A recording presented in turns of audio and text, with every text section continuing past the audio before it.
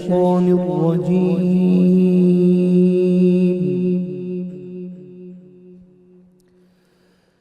بسم الله الرحمن الرحيم.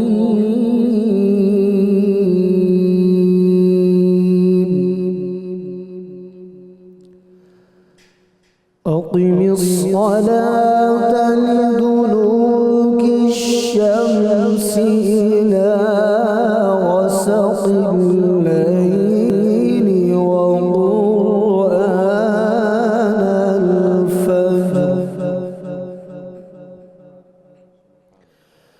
إن قرآن الفجر كان مشهودا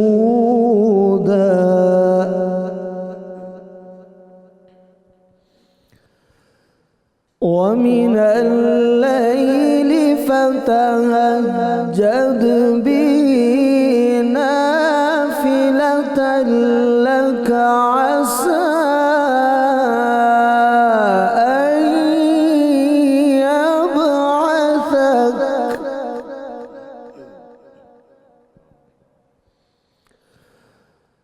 ومن الليل فتهجد به نافلة لك عسى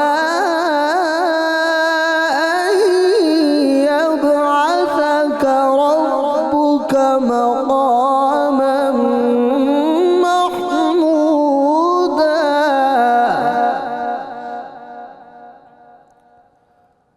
وقل رب أدخلني مدخل صدق وأخرجني مخرج صدق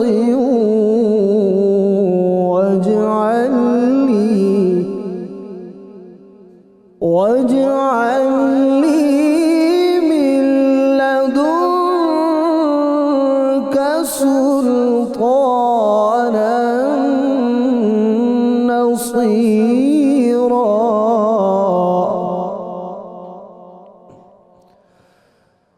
وقل جاء الحق وزهق الباطل إن الباطل كان زهوقا وقل جاء الحق وزهق الباطل إن الباطل كان زهوقا صدق الله العلي العظيم. ماشاءاللہ ماشاءاللہ. ملک معروف قاری جناب قاری حامد رضا سعیدی صاحب تلاوت کلام پاک سے ہمارے قلوب کو منور فرما رہے تھے. الحمدللہ رب العالمین والصلاة والسلام علی سید الانبیاء والمرسلین. اللہم صلی علی سیدنا و مولانا محمد وعلی آلہ واصحابہ وبارک وسلم وصلی علیہ. دنیا کے تمام دیکھنے والوں کو، تمام چاہنے والوں کو، تمام پیار کرنے والوں کو، اور جہاں جہاں تک اس وقت میری آواز کو سنا اور مجھے دیکھا جا رہا ہے، جنید اقبال کی جانب سے انتہائی محبت کے ساتھ السلام علیکم. جناب ایک بار پھر 1445 ہجری 2024 کے رمضان المبارک میں دوسری سحری کے موقع پہ انتہائی حسین، پر رونق اور روحانی لمحات میں آپ کو خوش آمدید کہتا ہوں. ناظرین کرام، بات یہ ہے کہ جب انسان کو یہ سمجھ آ جاتا ہے نا کہ بنانے والے نے اس کو کیوں بنایا ہے، خلق کرنے والے نے اس کی تخلیق کیوں کی ہے، جب اسے پرپس آف لائف سمجھ آ جاتا ہے تو پھر وہ کبھی بھی ڈسٹریکٹ نہیں ہوتا، وہ اپنے ٹریک پہ ہی رہتا ہے. بہترین انسان وہ ہوتا ہے صاحب کہ جو اس بات کا پیمانہ ابتدا ہی سے بنا لے کہ مجھے اللہ تعالیٰ نے اس دنیا میں بھیجا کیوں ہے، میرے اس جسم کا مقصد کیا ہے، میرے وجود کا مقصد کیا ہے، مجھ سے اللہ تبارک و تعالیٰ چاہتا کیا ہے، میں بنیادی طور پہ اس زمین کے اوپر بھیجا کیوں گیا ہوں. ہوتا ہے نا, یعنی بلا تمثیل عرض کروں کہ کسی بھی پروڈکٹ کو جب بنایا جاتا ہے تو پرپسلی بنایا جاتا ہے, اور اگر وہ اپنے پرپس سے ہٹ جائے تو یقیناً وہ پروڈکٹ جو ہے وہ قابل استعمال نہیں رہتی, وہ ڈسکارڈ کر دی جاتی ہے. یعنی جس پرپس کے لیے جس پروڈکٹ کو بنایا گیا ہے وہ اسی پرپس میں استعمال ہوگی. یہ ہو نہیں سکتا کہ آپ ایک پروڈکٹ بنائیں, فرض کیجئے کسی ایکس پروڈکٹ کو آپ بناتے ہیں اور اس کو آپ وائی پرپس کے لیے یوز کرتے ہیں, تو یہ پاسبل نہیں ہے. جب تک کہ آپ اس کو اس کے پرپس کے لیے یوز نہ کریں وہ بالکل ارریلیونٹ ہو جائے گی, ڈسکارڈ ہو جائے گی. اللہ تبارک و تعالیٰ نے ہم سب کو ایک کنڈکٹ دے دیا ہے, پرپس آف لائف سمجھا دیا ہے, اور قرآن پاک میں بہت واضح طور پر اس آیت نے بتلا دیا ہے کہ ہمارا آپ کا جو پرپس آف لائف کیا ہے, وہ بہت واضح طور پہ بتلا دیا ہے کہ وما خلقت الجن والانس الا لیعبدون.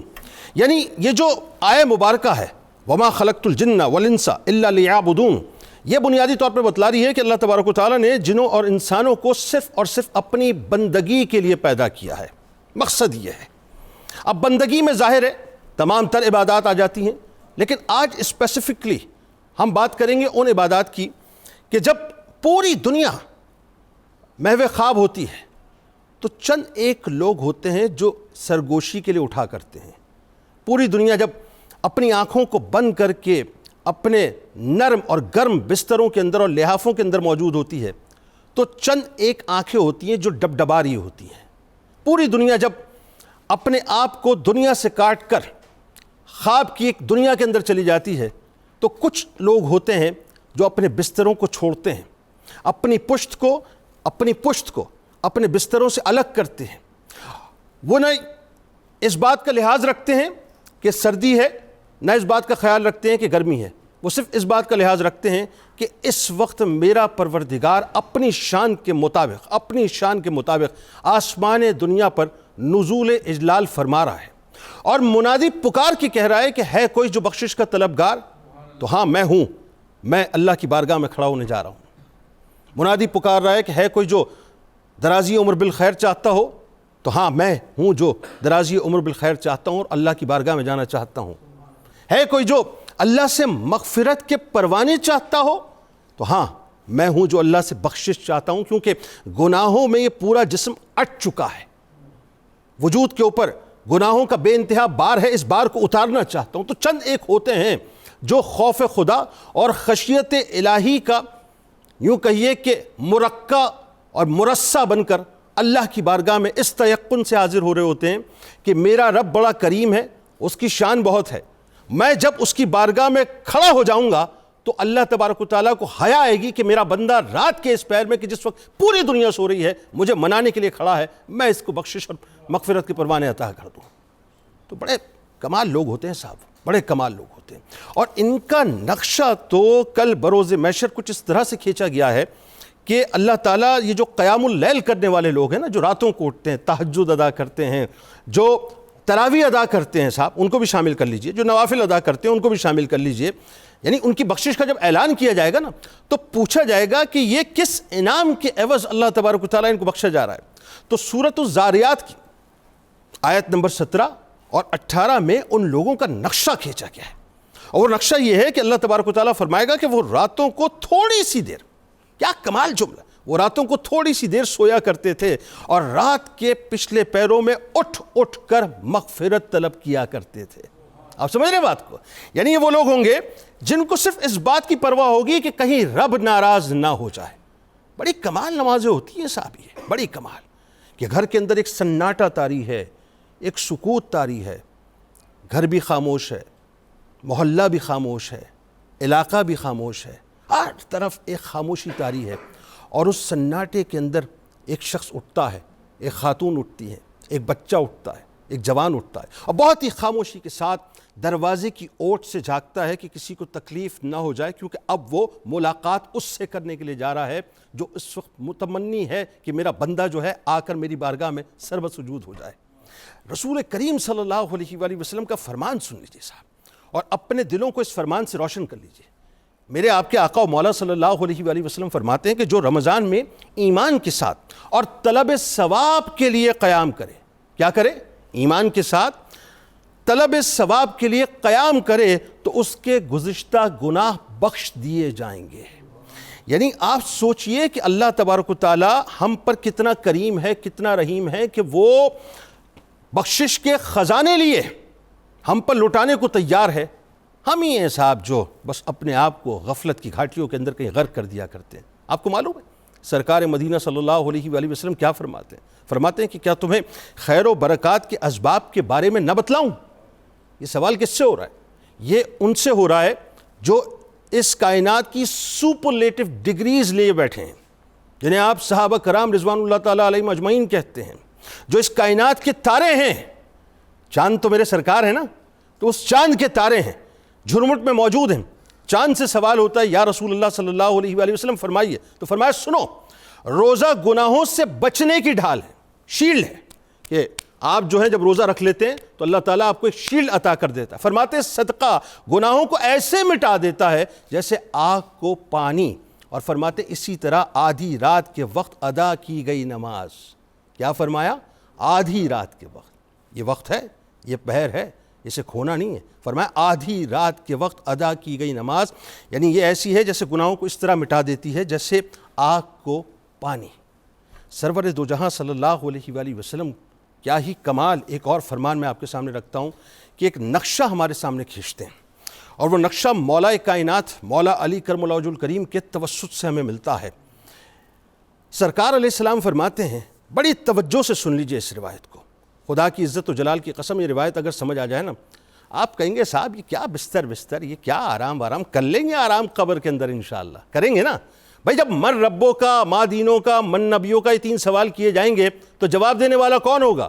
جس نے دنیا کے اندر محنت کی ہوگی، جستجو کی ہوگی، تقاضا کی ہوگی، وہ دن رات اللہ تبارک و تعالیٰ کو راضی کرنے میں لگا ہوگا، تبھی تو جا کر وہ جب قبر میں لٹایا جائے گا تو 3 سوالات چونکہ اس نے پرچے فل کر دیے ہیں، اپنے طور سے اس نے مکمل طور پہ اپنا جو نصاب تھا وہ یاد بھی کیا، یاد کرنے کے بعد ایگزامینیشن ہال میں بیٹھا اور بیٹھنے کے بعد اس نے اٹیمپٹ کر دیے ہیں۔ اب وہ سکون سے لیٹا ہوا ہے صاحب، سکون سے لیٹا ہوا ہے، اور جس وقت فرشتوں نے آ کے سوال کرنا ہے تو اسے معلوم ہے کہ میرے رب کی رحمت چھما چھم مجھ پر برسنے والی ہے، اور اسے معلوم ہے کہ مدینے والی سرکار جب اپنی زیارت کرائیں گی تو میں ان کے قدموں سے لپٹ کے عرض کروں گا کہ آپ ہی کے لیے تو میں نے سب کچھ کیا تھا، آپ ہی کی وجہ سے سب کچھ کیا تھا، آج آپ ہی تو میری بخشش کروائیں گے انشاءاللہ۔ تو وہ من ربوں کا، ماں دینوں کا، من نبیوں کا کے سوال کے جواب دے گا، لیکن کیسے دے گا کہ وہ سرکار کے ان فرامین پر عمل کرتا ہوگا اگر دنیا میں۔ اب سرکار نے جو نقشہ کھینچا ہے، بس بات کو ختم کر رہا ہوں، اس نقشے کو سن لیجئے اور پیوست کر لیجئے اپنی روح میں، کہ سرکار فرماتے ہیں کہ جنت میں ایسے بالا خانے ہیں، کیا ہیں؟ ایسے بالا خانے ہیں جو آبگینوں سے بنے ہوئے معلوم ہوتے ہیں۔ ہاں صاحب، آبگینوں سے بنے ہوئے معلوم ہوتے ہیں، ان کے اندر کی سب چیزیں باہر سے نظر آتی ہیں۔ بھائی یوں سمجھ لیجئے بلا تمثیل، ہیچ ہے نا دنیا، تو پوری کائنات ہے جنت کی، ایک محل کے آگے، ایک ذرے کے آگے، لیکن وہ شیش محل آپ نے دیکھا ہو نا، ٹرانسپیرنٹ ہوتا ہے، جو سی تھرو ہوتا ہے، جو باہر سے اندر اور اندر کا باہر کا دکھاتا ہے، بس یوں سمجھ لیجیے، سمجھانے کے لیے کہہ رہا ہوں میں۔ تو ان کے اندر کی ساری چیزیں باہر سے نظر آتی ہیں۔ صحابہ کرام رضوان اللہ تعالیٰ علیہم اجمعین نے عرض کیا، یا رسول اللہ صلی اللہ علیہ وآلہ وسلم، یہ کن لوگوں کے لیے ہیں؟ بھائی صحابہ تھے اس معاملے میں بہت چاقو چوبند، ان کو معلوم تھا بھائی سب کچھ لے لینا ہے سرکار سے، ہم تو مسئلہ یہ سب کچھ ملنے کے باوجود بھی نہیں لے رہے۔ تو صحابہ نے پوچھا یہ کن لوگوں کے لیے ہیں؟ نبی کریم صلی اللہ علیہ وآلہ وسلم نے جو فرمایا نا، وہ توجہ سے سنیں۔ فرماتے ہیں جو اچھی طرح سے بات کریں، اچھی طرح سے بات کریں، غربا کو کھانا کھلائیں، اور پابندی سے روزے رکھیں، اور ایسے وقت میں، کیا فرمایا؟ ایسے وقت میں رات کو تہجد پڑھیں جبکہ لوگ سو رہے ہیں۔ یہ ان لوگوں کے لیے کتنا آسان کام ہے، ایسا آسان۔ میں اگر مثال کے طور پر بلا تمثیل آپ سے پھر عرض کروں کہ اگر آج آپ سے کچھ کہا جائے صاحب کہ آپ ایک کام کیجئے، صرف آپ نے 1 گھنٹہ یہ ڈیوٹی دینی ہے، آپ کو اس دنیا کی ٹاپ آف دا لائن جو لوکیشن ہے، اس لوکیشن کے اوپر جو top of the line Mahal ہے وہ آپ کو دے دیا جائے گا۔ آپ کہیں گے صاحب 1 گھنٹہ، 2 گھنٹے، بھئی 2 گھنٹے اور ملا 4 گھنٹے، ارے پورا دن لگا دیں گے صاحب۔ دنیا کی top of the line location تو مجھے پتہ ہی نہیں ہے کون سی ہے، پھر اس پہ بھی ٹاپ آف دا لائن میں ساری دنیا ملا لیجئے، ساری دنیا ساری کائنات ملا لیجئے، اس کی جتنے بھی وی آئی پی لوکیشنز ہیں وہ جنت کے کوڑے دان کے برابر نہیں ہیں۔ سرکار نے سمندر میں اپنی انگشت مبارک کو ڈبویا اور ڈبونے کے بعد جب باہر نکل فرمایا دنیا کی حیثیت اتنی ہے جو پانی آیا ہے۔ تو ذرا سوچئے، کائنات کی کوئی حیثیت نہیں، لیکن آپ کو جنت میں وہ محل ملے گا جو تہجد گزاروں کے لیے، روزے داروں کے لیے اور نماز ادا کرنے والوں کے لیے، غرباء کو کھانا کھلانے والوں کے لیے۔ آئیے آغاز کرتے ہیں۔ ہمارے ساتھ اس وقت جو شخصیات موجود ہیں یقیناً کسی تعارف کے محتاج نہیں۔ پہلی شخصیت ممتاز عالم دین ہیں، ہمارے بزرگ ہیں، بہت خوبصورت گفتگو کرتے ہیں، محترم جناب پروفیسر محمد سعید احمد خان صاحب تشریف فرما ہیں۔ دوسری شخصیت ممتاز عالم دین، بہت ہی خوبصورت گفتگو کرتے ہیں، جناب مفتی ارشاد حسین سعیدی صاحب تشریف فرمائیں۔ اور تیسری شخصیت ممتاز عالم دین، کمال گفتگو کرتے ہیں، جناب علامہ محمد اشفاق مدنی صاحب تشریف فرمائیں۔ تینوں آپ کو السلام علیکم، خوش آمدید۔ اور میرے دائیں جانب آپ کے، ہمارے، ہم سب کے بہت ہی پسندیدہ پرنس آف قوالی، میرے بہت پیارے دوست بھائی جناب شیر میاداد خان صاحب اپنے ساتھیوں کے ساتھ موجود ہیں۔ تمام آپ کو اجتماعی طور پہ السلام علیکم۔ وعلیکم السلام۔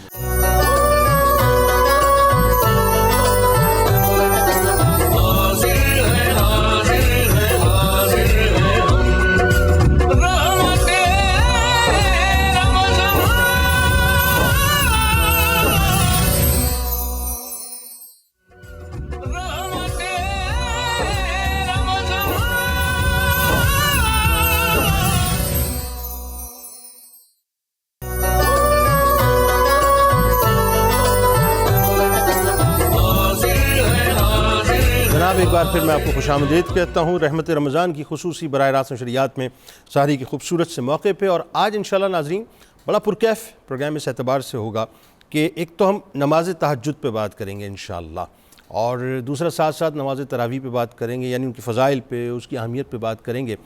اور آپ یقین مانیے اگر آپ نے اس پروگرام کو پورا دیکھ لیا اور سن لیا علماء کرام کو انشاءاللہ، تو میں یہ بات تیقن سے کہہ سکتا ہوں، اور یہ تیقن یقیناً اللہ کی ذات پہ، کہ آپ کو تہجد سے بھی عشق ہو جائے گا اور نماز تراویح بھی انشاءاللہ پھر آپ کبھی مس نہیں کریں گے۔ اور ایک اور بات کہ جہاں جہاں آپ بستے ہیں دنیا میں، ٹیلی فون لائنز آپ کے لیے کچھ دیر میں اوپن کریں گے، نمبرز اسکرین پہ نمایاں ہوں گے، آپ ہمیں ضرور جوائن کیجئے، جو سوال انشاءاللہ آپ کا ہوگا اس کا جواب آپ کو ملے گا۔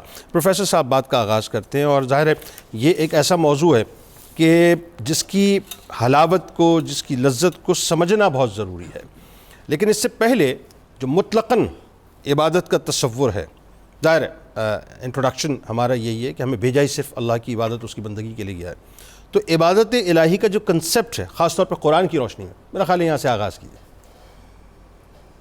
بسم اللہ الرحمن الرحیم، اللہم صلی علی محمد وعلی آل محمد وبارک وسلم۔ بہت شکریہ محترم جنید اقبال صاحب۔ ان بابرکت ساعتوں میں ہم قرآن کریم کا مطالعہ کرتے ہوئے یہ تلاش کرتے ہیں کہ عبادت کا مفہوم کیا ہے۔ تو اس ضمن میں پہلی بات تو یہ ہے جس کی طرف آپ نے بھی اشارہ کیا کہ خود رب کائنات ہمارا خالق و مالک سوالیہ انداز میں فرما رہا ہے کہ افحسبتم انما خلقناکم عبثا وانکم الینا لا ترجعون۔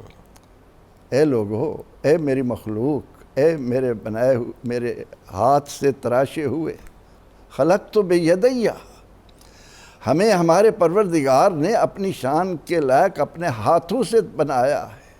وَنَفَخْتُ فِيهِ مِن رُوحِي، اللہ نے اپنی روح انسان میں بھیج کر اس کو زمین پر اپنا نائب بنایا ہے۔ تو وہ پوچھتا ہے اَفَحَسِبْتُمْ أَنَّمَا خَلَقْنَاكُمْ عَبَثًا، اے لوگو، اے زمین، میری زمین پر چلنے والوں، کیا تم نے یہ تصور کر رکھا ہے کہ ہم نے تمہیں یوں ہی بیکار پیدا کیا ہے، بے مقصد بنائے گئے ہو؟ وَأَنَّكُمْ إِلَيْنَا لَا تُرْجَعُونَ، اور تم یہ ذہن بنا کر بیٹھے ہو کہ ہماری طرف پلٹ کر نہیں آؤ گے۔ نہ تم بیکار پیدا ہوئے ہو اور نہ ہمیشہ کے لیے اس دنیا میں رہنے کے لیے آئے ہو۔ پھر جب ہم نے اس خالق و مالک کے حضور انتہائی عجز و انکسار کے ساتھ اس کی عظمتوں کو، ہیبتوں کو، قدرتوں کو، جلوتوں کو سامنے رکھتے ہوئے سوال کیا، اے مالک تو ہی بتا تو نے ہمیں کیوں بنایا ہے؟ تو اس نے فرمایا وَمَا خَلَقْتُ الْجِنَّ وَالْإِنسَ إِلَّا لِيَعْبُدُونَ، میں نے جن و انس اس لیے بنائے ہیں کہ یہ صرف اور صرف میری عبادت بجا لائیں۔ اللہ اکبر۔ اب اس تخلیق کے مقصد کو سامنے رکھ کر اسے محدود نہیں کیا، اس میں یہ نہیں ہے کہ صرف تمہاری ہر وقت پیشانی زمین پر میرے آگے رہے، بلکہ اس کے لیے فرمایا کہ لَقَدْ كَانَ لَكُمْ فِي رَسُولِ اللَّهِ أُسْوَةٌ حَسَنَةٌ، سبحان اللہ۔ زندگی بسر کرنے کے لیے وہ جو میں نے جب تمہیں جنت سے زمین پر اتارا تھا اور یہ کہا تھا کہ فَإِمَّا يَأْتِيَنَّكُم مِّنِّي هُدًى فَمَن تَبِعَ هُدَايَ فَلَا خَوْفٌ عَلَيْهِمْ وَلَا هُمْ يَحْزَنُونَ، آخری امت، ختم نبوت، فرمایا لَقَدْ كَانَ لَكُمْ فِي رَسُولِ اللَّهِ أُسْوَةٌ حَسَنَةٌ۔ عبادت کا مفہوم جاننا چاہتے ہو؟ عبادت کس انداز میں ہو؟ یہ دیکھو کہ میرے محبوب علیہ الصلاۃ والتسلیم کا ایک ایک عمل، جب ام المومنین عائشہ صدیقہ سلام اللہ علیہا سے سوال ہوا کہ رسول رحمت صلی اللہ علیہ وسلم کے اخلاق، تو فرمایا کان خلقہ القرآن، آپ چلتا پھرتا قرآن ہیں، آپ کی ایک ایک ادا، آپ کا ایک ایک سانس، آپ کی ایک ایک بات عبادت کہلاتی ہے۔ اور اسی عبادت کے تصور کو اگر ہم قرآن پاک میں عملی طور پر دیکھنا چاہیں تو وہ صحابہ کرام رضوان اللہ علیہم اجمعین کی ذوات مقدسہ ہیں، جن کے بارے میں قرآن کہتا ہے کہ محمد الرسول اللہ، محمد اللہ کے رسول ہیں، والذین معہ اشداء علی الکفار رحماء بینہم، اور آپ کے جو صحابہ ہیں جن کے لیے آپ نے بڑے خوبصورت لفظ کہے کہ ستارے جگمگ جگمگ کرتے ہوئے نظر آتے ہیں، ان کے لیے کہا تراہم رکعا سجدا یبتغون فضلا من اللہ ورضوانا۔ اللہ اکبر۔ یہ وہ جماعت ہے کہ انہیں تم دیکھو گے کہ رکوع بھی کر رہے ہیں، سجدے بھی کر رہے ہیں، اور ان رکوع اور سجود کو کس بات کے لیے وقف کر رکھا ہے؟ اللہ، ان کی زندگیاں کس بات کے لیے محدود ہو کر رہ گئی ہیں؟ یبتغون فضلا من اللہ ورضوانا، بس اللہ کا فضل اور اس کی رضا چاہیے، بس اس کی رضا کے متلاشی ہیں۔ اب امام بیضاوی کو جب میں پڑھ رہا تھا تو انہوں نے اس موقع پر ایک خوبصورت بات کہی، وہ کیا؟ کہ پوری کائنات کے لیے قرآن نے کہا کہ اذا قیل لہم آمنوا کما آمن الناس، قیامت تک آنے والے اس دنیا میں جتنے بھی مومن ہوں گے ان کے ایمان کی کسوٹی صحابہ کرام رضوان اللہ علیہم اجمعین ہیں۔ اللہ اکبر۔ اور انہیں جو ان کا کسی کا بھی آپ صحابی کا نام لیتے ہیں تو اس کے ساتھ ہم کہتے ہیں رضی اللہ عنہ۔ بالکل ٹھیک ہے۔ اس کی کیا وجہ ہے کہ رسول رحمت صلی اللہ علیہ وسلم نے اپنے علم، اپنے عمل، اپنے قول کے ساتھ عبادت کا جو تصور اپنی امت کو عطا کیا وہ یہ ہے کہ یہ دنیا، اس دنیا میں آنے کے بعد انسان کے لیے اللہ نے 3 نعمتیں رکھی ہیں۔ وہ کیا؟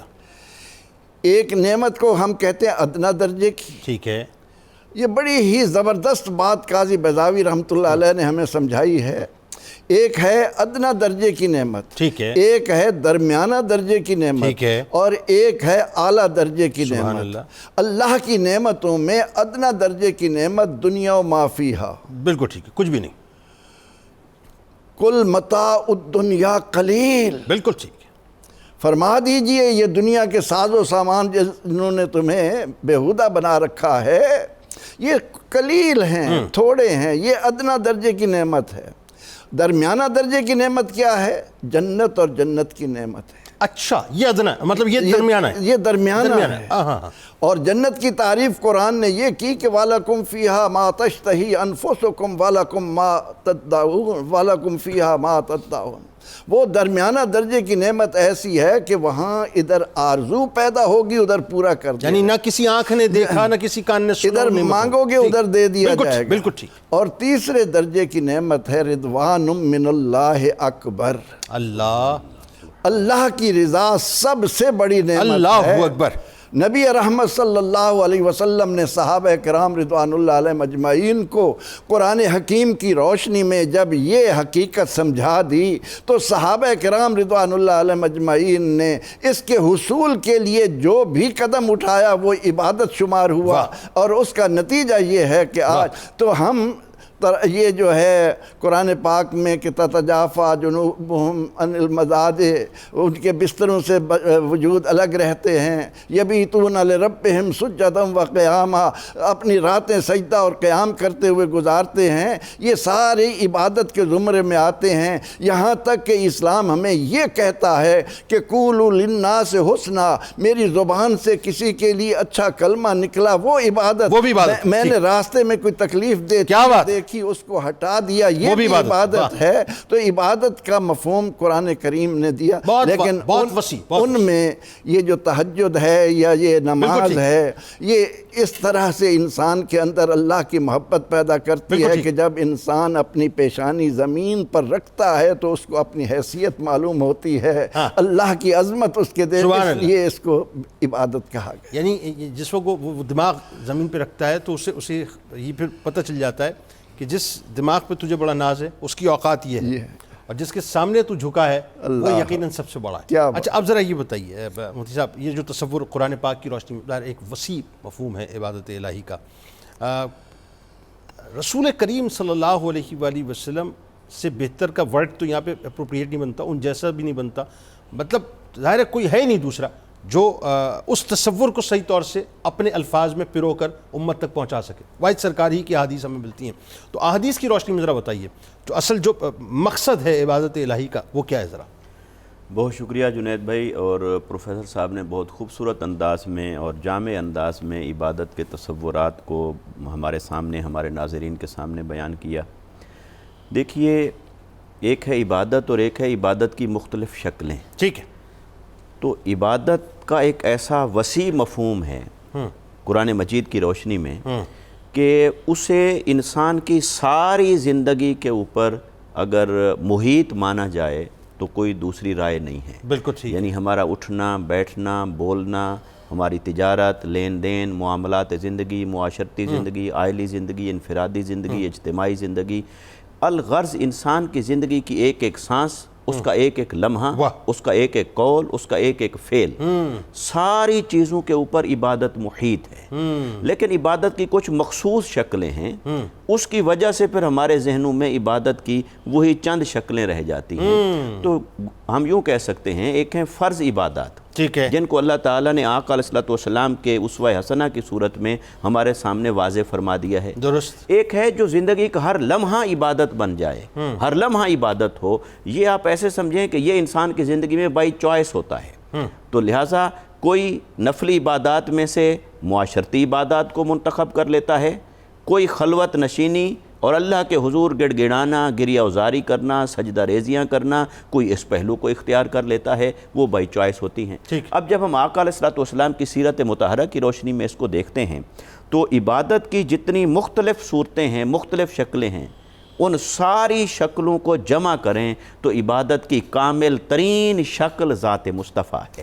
اللہ کی عبادت اور بندگی کی کامل ترین صورت ذات محمد مصطفیٰ صلی اللہ علیہ وسلم ہے، اور یہی وجہ ہے کہ آپ کو اسوہ حسنہ کا درجہ عطا فرمایا، اور اللہ رب العزت نے آپ کی ایک ایک ادا کو عبادت بنایا ہے۔ یا یوں کہیے کہ اگر میں اسے ایک بالکل محبت کے انداز میں کہوں، فنی اعتبار سے تو ڈیفینیشنز اور تعریفات کچھ اور تقاضا رکھتی ہیں، محبت کے اعتبار سے یہ ہے کہ میرے آقا صلی اللہ علیہ وسلم کی ایک ایک ادا عبادت ہے، اللہ عبادت کی وہی شکل اللہ کو قبول ہے جو مصطفیٰ کریم صلی اللہ علیہ وسلم کی اداؤں کے اندر جھلکتی ہوئی ہمیں ان کی اداؤں کو ادا کرنے کا نام عبادت ہے، اداؤں کو ادا کرنے کا نام عبادت ہے۔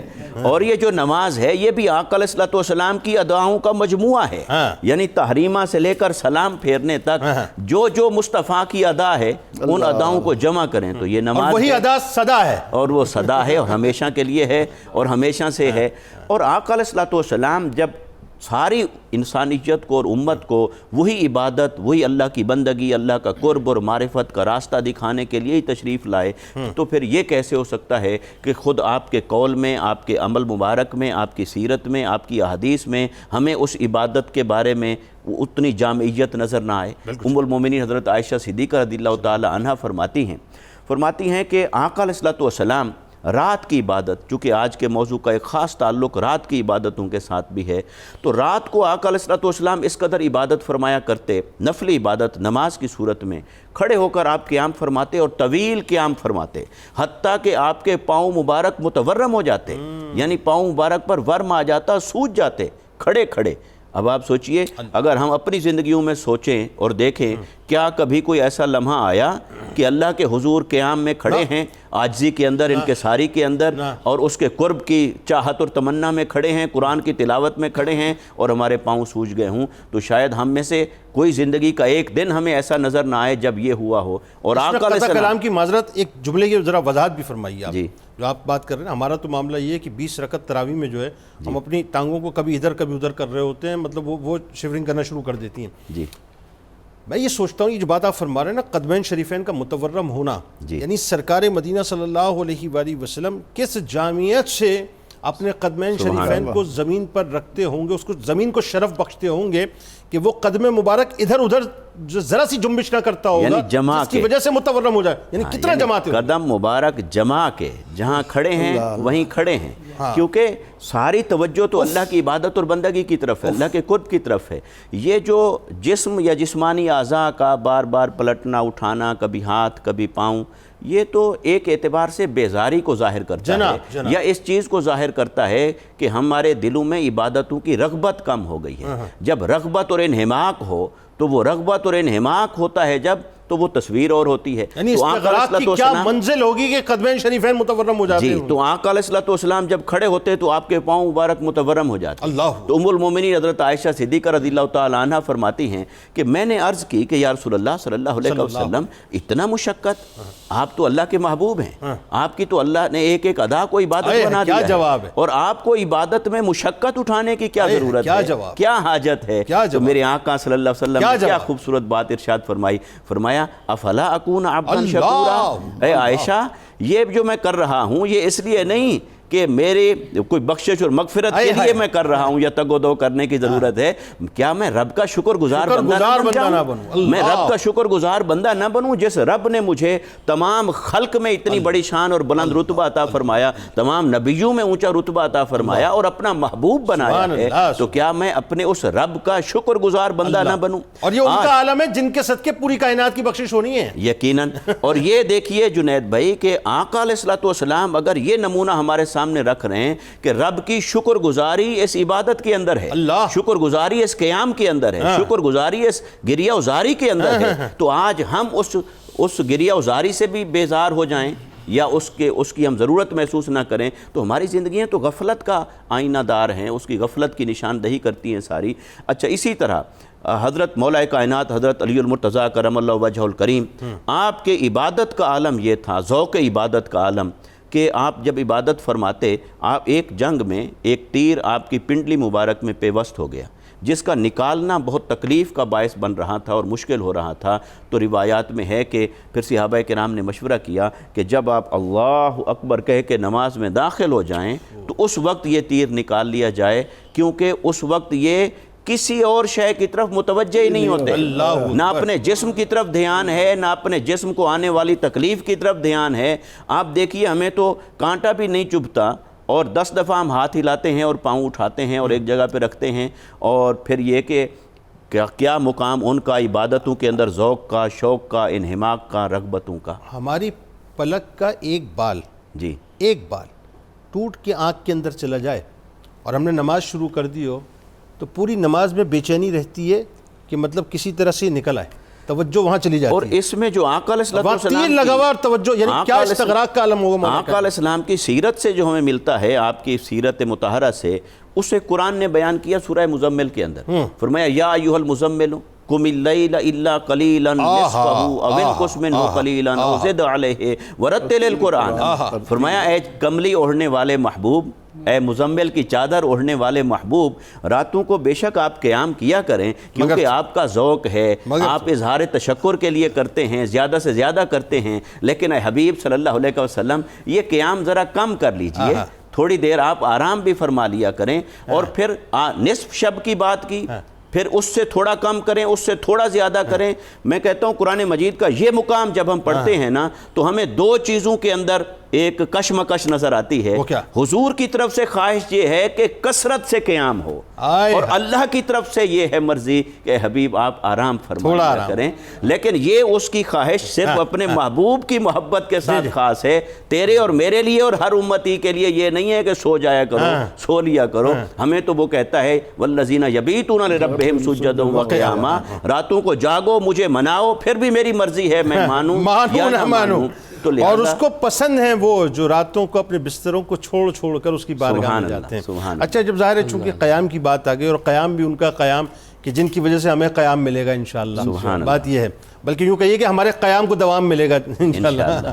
تو قیام اللیل کی ظاہر ہے کئی اشکال ہیں، اور اس پہ ذرا بات کرتے ہیں کہ کون کون سی ایسی عبادات ہیں جو خاص طور پہ قیام اللیل میں شامل ہیں۔ ذرا ایک تو یہ صورتیں جو ہیں اس کی بنیادی طور پہ، اور پھر اگین وہی بات ہے کہ قیام اللیل پہ جب بات ہوئی ہے تو اس کے فضائل بھی، کیونکہ اتنی گفتگو سننے کے بعد قیام اللیل کے حوالے سے لوگوں کو ویسے ہی انشاءاللہ میرا یہ گمان ہے کہ بلکہ میرا حسن ظن ہے کہ انشاءاللہ محبت ہو گئی ہوگی، لیکن اب لوگوں کو یہ بھی پتہ چلنا چاہیے کہ یہ شکلیں ہیں جن کو ہم اختیار کر سکتے ہیں، اور فضائل کے اعتبار سے، اہمیت کے اعتبار سے قرآن اس بارے میں جو ہے وہ یہ کہتا ہے۔ فرمائیے۔ بسم اللہ الرحمن الرحیم۔ رمضان کریم ہے اور پچھلا پہر ہے، اگر ہم کان لگا کر آج کی باتیں سنیں تو یہ گفتگو ہمارے دلوں کی شفا کا سبب بن سکتی ہیں انشاءاللہ، اور یہ ساری باتیں ہمارے دل کو صحیح راہ پر لا سکتی ہیں، اور حقیقت میں یہ ساری باتیں محب کو محبوب سے ملانے کے لیے ہیں۔ حقیقت میں قیام اللیل ایک محبت کا نام ہے، اس جذبے کا نام ہے کہ جو رسول ہاشمی صلی اللہ علیہ وآلہ وسلم نے اپنی امت کو عطا فرمایا ہے۔ یہاں بطور خاص میں ایک بات عرض کرنا چاہتا ہوں کہ اللہ رب العالمین چونکہ بندے سے بڑی محبت کرتا ہے جناب، اور اللہ چاہتا ہے کہ جو میں نے انسان بنایا ہے وہ کیا چیز ہے؟ وہ ایک قالب ہے، ایک جسم ہے، اور اس کے اندر ایک روح ہے۔ ان دونوں چیزوں کے اکٹھ کا نام انسان ہے، اور اس پر اللہ نے کہا ہے کہ یہ میں نے بہت خوبصورت بنایا ہے۔ لَقَدْ خَلَقْنَا الْإِنسَانَ فِي أَحْسَنِ تَقْوِيمٍ کہا ہے، پوری مخلوق میں کسی کے لیے یہ تمغہ نہیں ارشاد فرمایا جو انسان کے لیے فرمایا ہے۔ اللہ چاہتا ہے کہ جو میں نے انسان بنایا وہ ہر لحاظ سے منزہ بھی رہے، خوبصورت بھی رہے، پیارا بھی رہے، قوی بھی رہے، طاقتور بھی رہے۔ تو اس کے لیے اللہ تبارک و تعالیٰ نے جسم کو قوی کرنے کے لیے بہت ساری غذا عطا فرمائی، پاکیزہ غذائیں عطا فرمائی کہ ان کو کھاؤ، اپنے وقت پر کھاؤ تاکہ تمہارا جسم بیمار نہ رہے۔ اسی لیے رسول اللہ صلی اللہ علیہ وآلہ وسلم نے ارشاد فرمایا کہ صحت مند جسم کو اللہ پسند فرماتا ہے۔ اور پھر اللہ رب العالمین نے چونکہ روح، اس کے بارے میں اللہ تعالیٰ نے بڑا ناز فرمایا ہے کہ یہ بڑی کمال چیز ہے، امر ربی ہے یہ روح، اور اس روح کی توانی کا اہتمام بھی اللہ نے فرمایا۔ اللہ چاہتا ہے کہ بندے جو میں نے روح تمہیں عطا کی ہے یہ بے قرار نہ ہو، یہ بیمار نہ ہو، یہ کمزور نہ ہو، اس کی طاقت کا سما تم نے کرنا ہے، اس کی طاقت کے لیے تو نے اسباب اختیار کرنے ہیں، اور روح کی طاقت کا صرف ایک ہی سبب ہے، اور وہ زبان پر اللہ اللہ جاری رہے، دل میں اللہ اللہ جاری رہے، پورا انسان اللہ تعالیٰ کی محبت میں مستغرق رہے۔ تو قیام اللیل جو ہے وہ سجدوں کا نام ہے، وہ ریاضت کا نام ہے، وہ تلاوت کا نام ہے، وہ نعت سننے کا نام ہے، وہ کسی بھی حوالے سے۔ اصل میں قیام اللیل کا مقصد کیا ہے؟ مقصد یہ ہے بھی کسی بھی طرح سے بندہ اپنی آشنائی کو پا جائے، اپنی حقیقت کو پا جائے، اپنے مالک کو پا جائے، اپنے اللہ کو پا جائے، وہ پچھلے پہر اٹھے اور تنہائی کا وقت ہو، اس وقت جو ہے وہ ہر طرح کی آوازیں خاموش ہوں، اور اس وقت وہ ذکر کے اندر ایسے مست ہو جائے، مستغرق ہو جائے کہ وہ اس دنیا اور ما فیہا سے اپنے دل کو اٹھا کر وہ در رب پر رکھ دے، اور اس وقت انوار باری تعالیٰ اس کے دل پر برس رہے ہوں، وہ سجدے کے ذریعے سے مل جائے تو سجدہ کرے، وہ تلاوت کے ذریعے وہ کیفیت ملے تو تلاوت کرے، وہ اللہ ہو کی ضرب لگا کے کیفیت ملے تو اللہ ہو کی ضرب لگائے۔ اصل میں یہ لذتیں پانے والے ہی بتاتے ہیں نا کہ یہ تنہائیوں میں کیا رکھا ہے۔ حضرت فضیل بن عیاض اس پر گفتگو کرتے ہوئے قیام اللیل پر ارشاد فرماتے ہیں، جب تاریکی چھا جاتی ہے، اندھیرا بڑھ جاتا ہے، وہ کہتے ہیں دنیا سو جاتی ہے، میرا دل سینے میں مچلنا شروع ہو جاتا ہے، وہ کہتے ہیں مجھے لگتا ہے اب کوئی دیکھ نہیں رہا سوائے میرے مالک کے، سوائے میرے اللہ کے، مجھے رزق دینے والا صرف اب مجھے دیکھ رہا ہے، مجھے عزتوں کے تاج پہنانے والا مجھے صرف ابھی دیکھ رہا ہے، اب کوئی بھی نہیں۔ کہتے ہیں میرا دل مچلتا ہے اس وقت میں اٹھ جاتا ہوں، اپنے بستر سے جدا ہو جاتا ہوں اور اللہ کے حضور کھڑا ہو جاتا ہوں۔ کہتے جیسے ہی اجالا ہوتا ہے، صبح کا وقت ہوتا ہے، پھر افسردگی چھا جاتی ہے کہ اب مخلوق سے ملنا پڑے گا، اب لوگوں کے پاس جانا پڑے گا، اب لوگوں کی منافقتوں کو بھی دیکھنا پڑے گا، اب طرح طرح کی باتیں بھی سننی پڑیں گی۔ کہا کہ جیسے جیسے رات بیتتی ہے ویسے ویسے دل خوشی میں مچل جاتا ہے۔ اور حضرت سلیمان دارانی نے تو کمال بات کہی، وہ رات کا وقت تھا، داڑھی پکڑی ہوئی تھی، آنسو برس رہے تھے، کسی نے کہا کہ اے اللہ کے ولی آپ کا رونا کیسا ہے، رخساروں پر بہتے آنسو کیوں ہیں، آپ کی داڑھی بھیگ چکی ہے، وجہ کیا ہے، معاملہ کیا ہے؟ اللہ اکبر۔ حضرت سلیمان دارانی کہتے ہیں میں کیوں نہ روں کہ اس کیفیت پر اللہ مجھ پر نگاہ فرماتا ہے۔ اللہ تعالیٰ کہتا ہے جب رات کا پچھلا پیر ہو جائے، دنیا میں سناٹا چھا جائے، کہتے ہیں کہ اس وقت اہل محبت دامن امید کو دربار الہ میں بچھا دیتے ہیں، دامن امید کو دربار الہ میں بچھا دیتے ہیں۔ سبحان اللہ۔ آپ جو بات کر رہے ہیں اس بات سے بلا تمثیل ایک بات ذہن میں آ گئی، جب آپ کسی سے محبت کرنے لگ جاتے ہیں تو جب تک اس کا وجود سامنے ہو یا اس کی موجودگی کا احساس ہو یا اس کا چہرہ سامنے ہو یا اس کی آواز سماعت میں آ رہی ہو تو آپ ایک کیفیت میں مبتلا رہتے ہیں کہ ہاں جس سے میں پیار کرتا ہوں وہ میرے ساتھ موجود ہے، اور جیسے ہی وہ نگاہوں سے اوجھل ہوتا ہے یا یوں کہیے کہ اس کا وجود نگاہوں سے چلا جاتا ہے یا اس کی آواز سماعتوں سے چلی جاتی ہے تو ایسا لگتا ہے کہ آپ بالکل خالی ہو چکے ہیں، کائنات اور دنیا جو ہے آپ کے اوپر مکمل طور پہ بند ہو گئی ہے۔ یہی عالم منچلوں کا ہوتا ہے کہ جو اللہ سے محبت کرتے ہیں کہ وہ اس حد تک مستغرق ہو جاتے ہیں کہ رات کی تاریکی کا پھر وہ انتظار کرتے ہیں کہ دن کی روشنی رات کی تاریکی میں پلٹے اور ہماری ملاقات کا سلسلہ شروع ہو جائے۔ ایسا ہی وہی حضرت سلیمان دارانی کہتے ہیں کہ اہل محبت اپنا دامن امید دربار الہ میں بچھا دیتے ہیں۔ اب اس کیفیت کو آپ کیسے بیان کر سکتے ہیں جب ایک محب اپنے محبوب کے حضور اپنا دامن اس حالت میں پھیلا چکا ہے کہ اس کو یقین بھی ہے کہ اب مجھے وہ سب کچھ عطا کر سکتا ہے، اس کی دربار میں کوئی بخل نہیں ہے، اس کے خزانے کبھی ختم ہونے والے نہیں ہیں۔ اللہ لا الہ الا هو الحی القیوم لا تأخذہ سنۃ ولا نوم، اس کو اونگ بھی نہیں آتی ہے، اس کو نیند بھی نہیں آتی ہے، وہ حی و قیوم ذات ہے، وہ اپنے محبین کا لحاظ بھی فرماتا ہے، محبت بھی فرماتا ہے۔ اور آخر میں یہ جملے حضرت سلیمان دارانی کے عرض کرنا چاہتا ہوں کہ اللہ رب العالمین اس وقت حضرت جبرائیل سے فرماتا ہے جب تنہائیوں میں کوئی عبادت کر رہا ہو، رو رہا ہو کہ اے جبرائیل جاؤ تو صحیح، ان کو دیکھو تو صحیح میرے محبت کرنے والے کیسے گریاں کر رہے ہیں اور کیسے ان کے دل مچل رہے ہیں۔ کیا بات ہے بھائی۔ اگین میں تو آپ کو پتہ ہے بلا تمثیل باتیں کرتے چلے جاتا ہوں، خیالات آتے چلے جاتے ہیں۔ وہ یہ جو دنیاوی محبوب ہوتا ہے نا یہ کبھی کبھی بیزی بھی ہوتا ہے نا، کبھی کبھی بیزی بھی ہوتا ہے نا، اور ایسا ہوتا ہے کہ آپ کی چاہت ہوتی ہے کہ آپ اس سے بات کریں لیکن وہ بیزی ہوتا ہے، بات نہیں کرتا، تو آپ اس وقت ملول ہو جایا کرتے ہیں بلا تمثیل۔ لیکن یہ جو کائنات کا پالن ہار ہے نا یہ کبھی بھی بیزی نہیں ہوتا ہے، اس کے دروازے ہر وقت آپ کے لیے ہر لمحے کھلے ہیں، ہر لمحے، اس کو نہ نیند آتی ہے نہ اونگ آتی ہے۔ یہاں آپ نوک کرتے ہیں وہاں وہ کہتا ہے آ جا میرے بندے، میری رحمت تجھے سمیٹنے کو تیار ہے۔ درود پاک پیش کیجئے، لارڈ کے سلسلے کو یہیں سے جوڑتے ہیں۔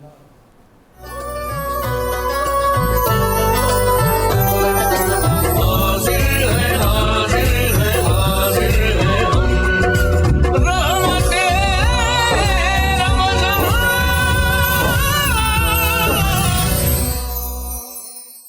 سرور دو جہاں صلی اللہ علیہ وآلہ وسلم نے جس طرح سے عبادات کو شرف بخشا، ظاہر عبادات آپ سے جڑی تو شرف بخشا نا، اور قیام اللیل کی بات جب ہم کرتے ہیں تو آپ نے پریکٹیکلی کر کے بتایا پہلے، اور پھر ظاہر آپ کی احادیث میں ملتا ہے۔ ذرا آپ کے اقوال کی روشنی میں بتائیے کہ قیام اللیل کی اہمیت کیا ہے، اس کی حقیقت کیا ہے، کاش ہم سمجھ پائیں صاحب کہ کیا ادھر ادھر ہم پوری رات اسٹیڈیمز میں برباد کرتے ہیں۔ یہ راتیں تو بڑی سنہری راتیں ہیں، اللہ کو راضی کرنے والی راتیں، بتائیے ذرا۔ نبی اکرم رحمت عالم صلی اللہ تعالی علیہ وسلم قرآن کریم نے آپ کے بارے میں امت کو بتایا کہ حریص علیکم بالمؤمنین رؤوف الرحیم، سبحان اللہ۔ وہ تمہاری بھلائی کے کتنی شدت سے خواہش مند ہیں، وہ تم پر مہربان ہیں، رحیم ہیں۔ آپ صلی اللہ علیہ وسلم نے صحابہ کرام رضوان اللہ علیہ مجمعین کے ذریعے قیامت تک آنے والی امت کو اسی بات کی طرف توجہ دلائی کہ بندے کا معبود سے تعلق نہ ٹوٹنے پائے۔ اصل بات یہ سبحان اللہ۔ قرآن کہہ رہا ہے کہ رجال لا تلہیہم تجارت ولا بیع عن ذکر اللہ، اللہ وہ لوگ ہیں ان کو انسان کہا جاتا ہے، وہ حقیقی معنوں میں مسلمان اور مومن کہلانے کے حقدار ہیں کہ جنہیں تجارت اور خرید و فروخت اللہ سے غافل نہیں کرتی، یعنی نوٹ اللہ سے غافل نہیں کرتے، دوسرے لفظوں میں انہیں نماز کے قیام سے، زکوٰۃ کی ادائیگی سے یہ چیزیں غافل نہیں کرتی۔ اب حضور نبی اکرم رحمت عالم صلی اللہ علیہ وسلم اس انداز سے صحابہ کرام رضوان اللہ علیہ مجمعین کو راتوں میں قیام کرنے اور جاگنے کی شوق دلاتے جی کہ حضرت بلال رضی اللہ تعالی عنہ فرماتے ہیں کہ سرور دو جہاں صلی اللہ علیہ وسلم نے فرمایا کہ رات کو جاگ کر عبادت کرنے کی عادتیں بناؤ، کیونکہ یہ تم سے پہلی امتوں کے صالحین کا طریقہ تھا۔ اللہ اکبر۔ حضور سید عالم صلی اللہ علیہ وسلم نے صحابہ کرام رضوان اللہ علیہ مجمعین کے اسی جذبے کی بدولت اللہ سے ہمیں لیلۃ القدر دلوائی۔ اللہ کہ آپ نے جب فرمایا کہ فلاں لوگ اتنی سال عبادت کرتے تھے، اتنی لمبی زندگی، تو آپ صلی اللہ علیہ وسلم نے اپنی امت کو بتایا کہ رات کا جاگنا تقرب اللہ کا ذریعہ ہے، سبحان بلال رضی اللہ عنہ کی اس حدیث مبارکہ میں۔ دوسرا ہم یہ دیکھتے ہیں کہ آپ صلی اللہ علیہ وسلم صحابہ کرام رضوان اللہ علیہ مجمعین کو جس انداز سے دنیا اور آخرت کو ساتھ ساتھ لے کر چلنے کی، ربنا آتنا فی الدنیا حسنہ وفی الآخرت حسنہ، اس بات کی طرف بھی آپ کبھی توجہ نہیں دیتے تھے کہ انسان دنیا و ما فیہا سے غافل ہو کر ہر وقت ہی، جب ایک صحابی رضی اللہ عنہ کے بارے میں رسول رحمت صلی اللہ علیہ وسلم کی خدمت میں یہ عرض کی گئی کہ یا رسول اللہ صلی اللہ علیہ وسلم، فلاں صحابی صبح ہو یا شام، دن ہو یا رات، ہر وقت اللہ اللہ کرتا ہے، تو آپ صلی اللہ علیہ وسلم نے فرمایا کہ یہ کھاتا پیتا کہاں سے ہے؟ کہا گیا کہ اس کے کھانے پینے کا اہتمام اس کا بھائی کرتا ہے، تو آپ نے فرمایا کہ اس سے اس کا بھائی بہتر ہے۔ ہمیں وہ ماحول نہیں دیا گیا۔ آج ہم جس ماحول میں بیٹھے ہوئے یہ گفتگو کر رہے ہیں کہ اللہ نے یہ جو عظیم راتیں دی ہیں ان سے استفادہ کرنا ہے، لیکن ماحول کیا ہے؟ ماحول یہ ہے کہ اذان ہوتی ہے، بازاروں میں شور و شغب کم نہیں ہوتا، تراویح ہو رہی ہوتی ہیں، چند لوگ مسجد میں ہوتے ہیں، باقی بازار میں خرید و فروخت میں۔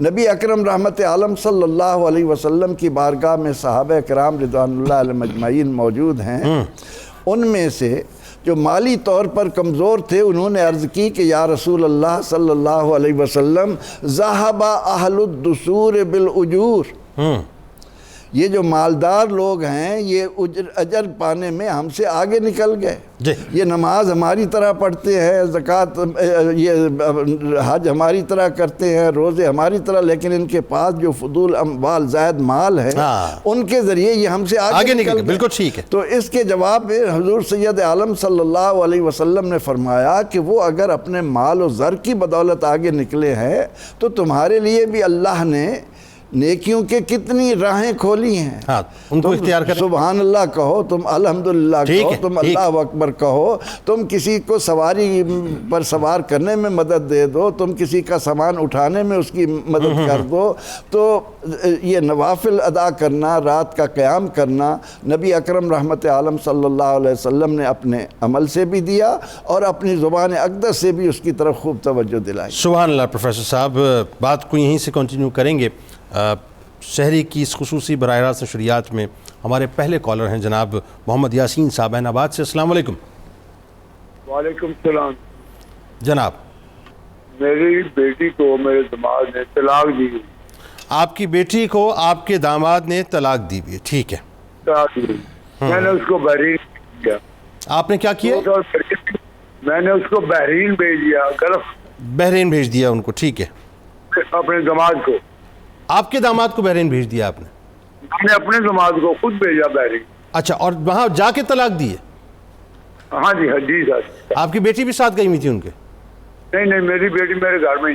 آپ کی بیٹی آپ کے گھر میں تھی. اب پوچھنا کیا چاہ رہے ہیں آپ؟ جی سر. پوچھنا کیا چاہ رہے ہیں آپ؟ میں پوچھنا چاہتا ہوں وہ کیا طلاق ہوگی یا نہیں. اچھا, اب بات یہ کہ چونکہ یہ مسئلہ ایسا ہے کہ جب تک کہ پورا ڈیٹیل میں نہ ہو, میں سجیسٹ اس پہ یہ کروں گا. ویسے تو آپ مطلقاً بتا دیجئے کہ الفاظ کیا کہے انہوں نے. طلاق مطلب میں تمہیں طلاق دیتا ہوں, طلاق دیتا ہوں, اس طرح کے ورڈز کہیں؟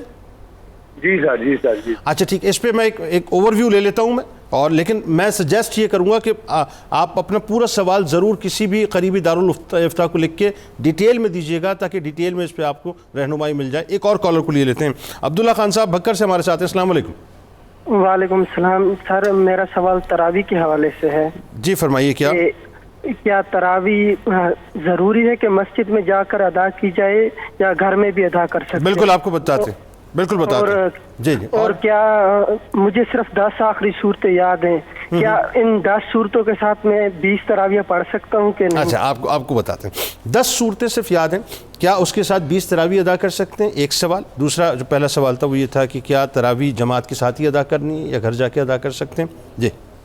جی اس سلسلے میں دیکھیے کہ جو تراویح کی نماز ہے یہ الگ سنت ہے, اور اس میں قرآن مجید کو مکمل تلاوت کے ساتھ پڑھ کے تمام رکعتوں میں اس کا ختم مکمل کرنا یہ ایک مستحب عمل ہے. لہٰذا اگر کسی کو پورا قرآن مجید یاد نہیں ہے تو جتنی صورتیں یاد ہیں انہی میں نماز تراویح کو پورا کر سکتے ہیں, چاہے 10 صورتیں یاد ہیں, چاہے 20 صورتیں یاد ہیں, چاہے ایک صورت بھی یاد ہے, تب بھی ہر رکعت کے اندر اسی کو پڑھ کر تراویح کی نماز ادا کی جائے گی. یعنی ریپیٹڈلی اس کو پڑھ کے ادا ہو سکتا. اور یہ کہ مسجد میں جانا مستحب عمل ہے کیونکہ جماعت کے ساتھ اس کے الگ فوائد ہیں, روحانی فوائد ہیں, معاشرتی فوائد ہیں. لیکن اگر مسجد نہیں جا سکتے یا قریب نہیں ہے تو گھر میں بھی تراویح ادا کریں گے, اکیلے بھی ادا کریں گے تو ادا ہو جائے گی. اور وہ جو طلاق کا مسئلہ ہے, طلاق کا مسئلہ جناب, وہ یہ کہتے ہیں کہ بیٹی کو داماد نے ان کے ذہن میں عین ممکن ہے یہ سوال ہو کہ شاید طلاق آمنے سامنے ہوتی ہے کہ خاوند جو ہے وہ بیوی کو کنوے کرے. دیکھیے طلاق کا جو ہے مسئلہ یہ ہے, مرد کہیں بھی ہو, کسی بھی جگہ پر ہو, بیوی کے سامنے ہے, بیوی کے سامنے نہیں ہے, دور ہے, قریب ہے, اگر وہ طلاق دیتا ہے اپنی زبان سے بول کر تو بھی طلاق ہو جاتی ہے, لکھتا ہے تو لکھ کر طلاق ہو جاتی ہے, کسی سے لکھواتا ہے اور خود کہہ کے لکھواتا ہے, اس کے ارادے اور انٹینشن سے لکھی گئی اور اس نے پڑھا اور دستخط کیے تب بھی طلاق ہو جاتی ہے. واٹس ایپ بھی کر دے گا, اگر لکھ کر واٹس ایپ بھی کر دے گا تب بھی طلاق ہو جاتی ہے.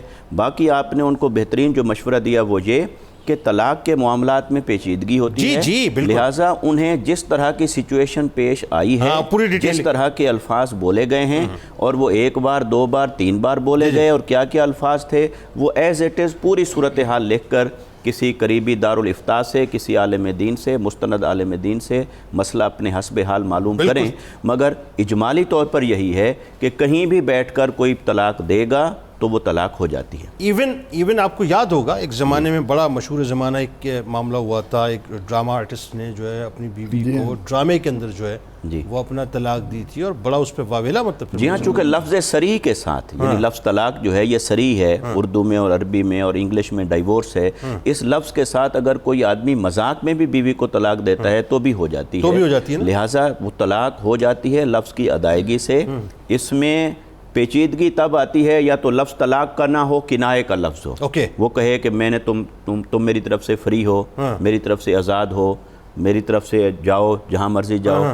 جب کنایہ کا لفظ ہوگا تو پھر دیکھا جاتا ہے اس کا ارادہ کیا تھا، یا دیکھا جاتا ہے صورتحال کے مطابق، ٹھیک ہے۔ اور اگر لفظ واضح ہے، طلاق کا ہے، صریح ہے، پھر وہ چاہے مذاق میں بولے، سنجیدگی میں بولے، وہ بولنے سے طلاق ہو جائے۔ لیکن چونکہ معاملہ اتنا سنجیدہ ہے کہ یہ ڈیٹیل لکھ کر دی جائے تو زیادہ بہتر ہے، اور وہ زیادہ مطلب ان کے لیے مناسب ہوگا۔ اب آئیے ذرا اس نماز کی طرف جو ظاہر ہے رسول کریم صلی اللہ علیہ وآلہ وسلم پر تو فرض اور امت کے لیے جو ہے وہ ایک اعزاز ہے، اور میں تو یہ سمجھتا ہوں کہ وہ نماز ایک گناہگار کی حیثیت سے میں جب دیکھتا ہوں تو وہ تو کئی مسائل کی چابی ہے باقاعدہ وہ نماز، جسے ہم تہجد کی نماز کہتے ہیں۔ تو ذرا تہجد کی نماز کے بارے میں لوگوں کو بتلائیے کہ اس کے جو جسمانی فائدے ہیں، اس کے جو روحانی فائدے ہیں، اس کے جو دنیاوی فائدے ہیں، اور قرآن و حدیث کی روشنی میں لوگوں کو بتائیں تاکہ لوگوں کو ذرا تہجد سے بھی پیار ہونا شروع ہو۔ بتائیے۔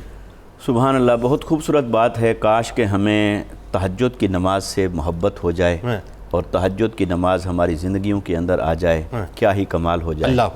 آقا علیہ السلام پر نماز تہجد کو اللہ رب العزت نے فرض قرار دے دیا۔ اچھا دیکھیے، یوں تو جو نماز پنجگانہ ہے یہ بھی اللہ رب العزت کا تحفہ ہے، یقیناً جو شب معراج اللہ تعالیٰ نے امت کے لیے آقا علیہ السلام کو عطا فرمایا۔ اور کمال یہ 50 تھی، 5 کی، اور 5 دے کے پھر 50 کا مطلب ثواب دے دیا۔ بلا تشبیہ اور بلا مثال ایک بات میں عرض کرتا ہوں، دیکھیے نا، کہیں آپ جاتے ہیں تو وہ آپ کا کوئی دوست ہے، وہ آپ کو گفٹ دیتا ہے، کچھ آپ کے لیے ہے، کچھ وہ دیتا ہے کہ آپ کے گھر والوں کے لیے ہے، یہ لے جائیں۔ تو اب وہ آپ لے کر آتے ہیں تو وہ گھر والوں کو بھی اسی طرح اچھا لگنا چاہیے اور اچھا ہوتا ہے۔ تو بلا تشبیہ اور بلا مثال یہ باتیں تو ہمیں عقل کو سمجھانے کے لیے ہوتی ہیں۔ میرے آقا صلی اللہ علیہ وسلم تشریف لے جاتے ہیں شب معراج، اللہ رب العزت نے آپ کو تو جو عطا فرمایا سو عطا فرمایا، وہ نہ ہمارے وہم و گمان میں نہ ہمارے لفظوں کی وسعت اور حد ہے کہ اسے بیان کریں، عقل کا دخل ہی نہیں ہے۔ آتے ہوئے تو آقا علیہ السلام کو تحفہ عطا فرمایا کہ یہ امت کو دے دیجئے، اور وہ نماز ہے۔ اچھا، جب اللہ کا تحفہ بنا تو یہ عام تحفہ نہ ہوا، خاص تحفہ ہوا، تو تحفے کی قدر، پھر خاص تحفے کی قدر، پھر اللہ تعالیٰ نے خاص نے دیا، خاص کو دیا، خاص کے لیے دیا۔ سبحان اللہ، سبحان اللہ، کیا بات ہے۔ اور آقا علیہ السلام کے لیے تہجد کو جو فرض فرمایا تو گویا کہ یہ تہجد جو ہے پھر آقا علیہ السلام کے لیے خاص تحفہ بنا، جو امت کے لیے دیا وہ جنرل ہو گیا، جو آقا علیہ السلام کو عطا فرمایا وہ اخص الخاص ہوا۔ تو لہٰذا اس اخص الخاص کی لذت اور چاشنی ہم حاصل کرنا چاہتے ہیں تو آقا علیہ السلام نے اپنی سنت سے ہمیں بتایا کہ کرو۔ اور قرآن، آپ نے فرمایا قرآن سے اس کو دیکھا جائے تو اللہ رب العزت نے ارشاد فرمایا وَمِنَ اللَّيْلِ فَتَحَجَّدْ بِهِ نَافِلَةً لَكَ عَسَىٰ أَن يَبْعَثَكَ رَبُّكَ مُقَامًا مَحْمُودًا۔ فرمایا کہ اے حبیب صلی اللہ علیہ وسلم، رات کے وقت میں تہجد آپ ادا کیجئے، یہ کوشش مشقت اٹھائیے اور تہجد ادا کیجئے رات کے وقت میں، نافلۃ لک، یہ آپ کے لیے اضافی طور پر ہے، اضافی طور پر ہے، یعنی امت پر اس کو لازم نہیں فرمایا، یہ اس معنی میں نافلتن ہے، ایک تو ہے نا نفل اور فرض، اس معنی میں یعنی آپ کے لیے یہ اضافی امر ہے، لہٰذا آپ اسے رات کو تہجد ادا کیجئے۔ اور پھر اس تہجد کا صلہ، اس کا اجر وہ اللہ پاک نے کیا بیان فرمایا؟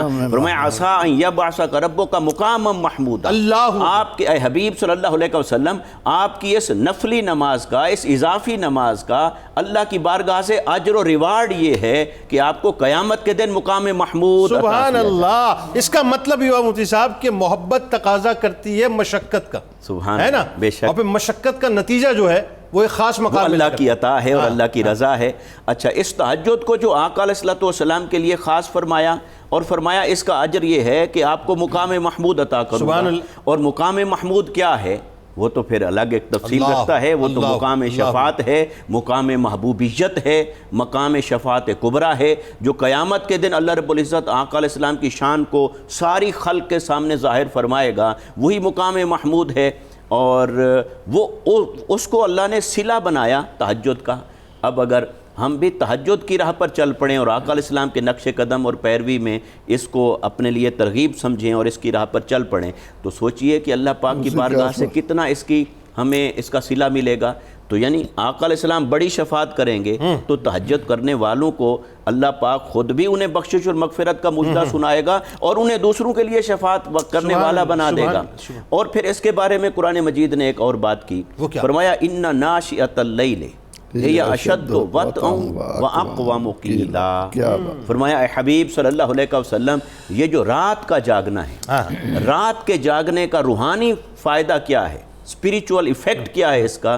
فرمایا یہ نفس کو روند ڈالتا ہے، یہ روندنے کے لیے بہت اہم ہے۔ دیکھیں انسان دن بھر میں زندگی کی مصروفیات اور مشاغل میں کبھی کسی سے نفرت ہو گئی، کسی سے بیزاری ہو گئی، لڑائی ہو گئی، جھگڑا ہو گیا، اس کے نتیجے میں کبھی انسان میں رعونت ہے، کبھی تکبر ہے، کبھی حسد ہے، کبھی بغض ہے۔ تو یہ جو اخلاقی بیماریاں ہیں، رذائل اخلاق ہیں، اگر کوئی شخص چاہتا ہے کہ اسے اپنی زندگی کے اندر کچل ڈالے اور اپنی زندگی سے اس کا صفایا کر دے اور پاک اور صاف کر لے اپنے دل کی سرزمین کو، تو قرآن نے کہا پھر راتوں کو اٹھا کرو۔ راتوں کو جو اٹھنا ہے یہ تمہارے اخلاق کو پاکیزہ کر دیتا ہے، تمہارے کردار کو پاکیزہ کرتا ہے، تمہاری سوچوں کو پاکیزہ کرتا ہے، ہر قسم کی بری عادتوں کو کچل ڈالتا ہے، برے اخلاق کو کچل ڈالتا ہے، برے اعمال کو کچل ڈالتا ہے، برے خیالات کو کچل ڈالتا ہے۔ اور فرمایا وَأَقْوَمُ قِيلًا، تمہاری بات کو بڑا سیدھا، بڑا درست اور بڑا مضبوط کر دیتا ہے۔ یعنی یہ اللہ تعالیٰ نے اس کا ایک ایفیکٹ اور امپیکٹ بیان کیا ہے کہ جو شخص تہجد ادا کرتا ہے نا، وہ لغو باتوں میں نہیں پڑے گا، وہ کچی کمزور باتیں نہیں کرے گا۔ اللہ پاک اس کو زبان کی سکاحت عطا فرماتا ہے، اسے زبان کی پختگی عطا فرماتا ہے، کیونکہ جلوتوں میں منتشر خیال رہتے ہیں، رات کی خلوتوں میں یکسو ہو جاتا ہے۔ تو جب یکسو ہو جاتا ہے اس کے تھاٹس کو، اس کی فکر کو اللہ تعالیٰ پیوریفائی کرتا ہے، تو ظاہر اور باطن کو اس درجے پر پہنچا دیتا ہے کہ اس کا قول بھی مستحکم ہو جاتا ہے، اس کا عمل بھی مستحکم ہو جاتا ہے، اس کے خیالات بھی مستحکم ہو جاتے ہیں۔ اور دیکھیں نا، وہ میرے سامنے اس وقت سرکار مدینہ صلی اللہ علیہ وسلم کی حدیث پاک آ گئی کہ تہجد کے وقت اٹھ کر نماز پڑھنے کی عادت بنا لو۔ سبحان اللہ، مطلب دیکھیں کیا کمال بات ہے، مطلب ایسا نہیں کہ فار گرانٹیڈ مت لینا، مطلب اس کو اپنی روٹین کا حصہ بنا لو، جیسے اور کام کرتے ہو اپنے شیڈول میں شامل کر لو، عادت بنا لو۔ کیونکہ تم سے پہلی قوموں کے سوالے لوگوں کی یہی عادت تھی، سبحان اللہ، یہ تمہیں خدا سے قریب کرتی۔ اب بینیفٹس بتلا رہے ہیں سرکار مدینہ صلی اللہ علیہ وسلم کہ یہ تمہیں خدا سے قریب کرتی، یعنی پہلا بینیفٹ تو اس کا جو مین سمجھ لیجئے کہ اس کا ایسنس ہے۔ دوسرا سرکار فرماتے ہیں تمہارے گناہوں کا کفارہ بنتی ہے، تمہارے گناہوں کو مٹاتی ہے اور جسم سے بیماری کو دور کرتی ہے۔ یعنی اٹ مینز اس کا مطلب یہ ہوا کہ یہ اسپریچولی تو تمہیں جو فائدہ دے گی، اس کے جسمانی فوائد بھی ہیں، اس کے جسمانی فوائد کہ یہ آپ کی نیند کو بیلنس کرتی ہے، میڈیکل پوائنٹ آف ویو سے بھی، میڈیکل ویو پوائنٹ سے، اور رات کا جاگنا جو ہے یہ جسمانی صحت کے لیے بہت جناب خاص طور پر آخری پہر کا۔ لیکن یہ اس کے لیے ہے جو پھر سنت کے مطابق سو جائے۔ اب ہم نے اپنی چونکہ ساری زندگی کی روٹین خراب کر لی ہے، اس لیے ہمیں تہجد کے اور آخری پہر کے وہ جسمانی روحانی فوائد نظر نہیں آ رہے۔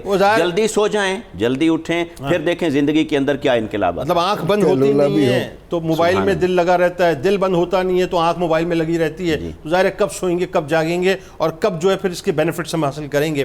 اچھا اب بات اگین وہی ہے، جو یہ طے کر لے کہ میں نے یہ کام کرنا ہے تو پھر اس کے لیے یہ باتیں بڑی غیر مطلب جو سمجھ لیجئے کہ وہ ہو جاتی ہیں کہ معنی نہیں رکھتی ہیں کہ ہمیں موبائل میں لگے رہنا ہے یا ہمیں کوئی اور کام کرنا ہے، کیونکہ ہمیں پتہ ہے کہ ہم نے حاضری دینی ہے اس بارگاہ میں، ایک سرٹن ٹائم پہ دینی ہے۔ جیسے اگین بلا تمثیل کہ آپ کا باس اگر آپ کو یہ کہہ دے، مطلب یہ تو باسز کے باس ہیں نا سرکار مدینہ صلی اللہ علیہ وسلم، کہ جی عادت بنا لو، اگر باس ہمیں یہ کہہ دے کہ تمہاری یہ روٹین ہونی چاہیے کہ صبح 9 بجے شارپ تم نے آفس پہنچنا ہے، کسی کے اچھے خان بھی جو ہیں وہ گھر میں نہیں بیٹھیں گے چاہے بیگم ناشتہ بنائے کہ نہ بنائے، 9 بجے پہنچنا کیونکہ باس نے کہا ہے 9 بجے گاڑی وہاں پہ کھڑی ہونی ہے، موٹر بائک کھڑی ہونی ہے۔ کائنات کے تاجدار یہ فرمائے کہ عادت بنا لو، اور ہم اسے فار گرانٹیڈ لے لیں۔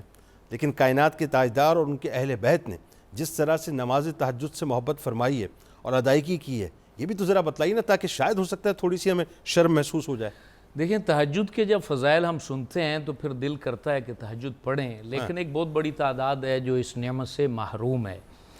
محروم کیوں ہے اس کی وجوہات بھی بیان کی گئی ہیں، جیسے حضرت امام علی نقی فرماتے ہیں کہ تہجد اگر تم پڑھنا چاہتے ہو تو صدق مقال اور رزق حلال کا جو ہے نا وہ اہتمام کرو۔ سبحان، یعنی تم جب تک سچ نہیں بولو گے، رزق حلال نہیں کھاؤ گے، وجود کے اندر وہ نعمت نہیں آئے گی کہ جس نے تمہیں اللہ کے حضور کھڑا کرنا ہے، تو پھر تم اللہ کے حضور کھڑے نہیں ہو سکتے۔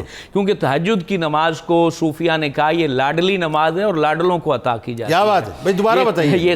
یہ لاڈلی نماز ہے، اس میں لاڈلوں کو عطا ہوتی ہے، لاڈلوں کو عطا کی جاتی ہیں، اور وہ قسمت والے ہوتے ہیں۔ اور یقیناً حضور پاک جان رحمت صلی اللہ علیہ وسلم کی امت میں سب سے لاڈلے اہل بیت اطہار ہیں۔ ان میں سے جس فرد کو بھی دیکھو وہ تہجد میں کھڑا دکھائی دیتا ہے، وہ لاڈلے کے لاڈلے ہیں۔ اللہ اکبر۔ حضور جان رحمت صلی اللہ علیہ وسلم نے خود بھی تہجد سے پیار فرمایا، اور پھر نبی پاک علیہ الصلوۃ والسلام سے جو محبت کرے اور تہجد نہ پڑھے تو اس کے اوپر سوالیہ نشان کھڑا ہو جاتا ہے۔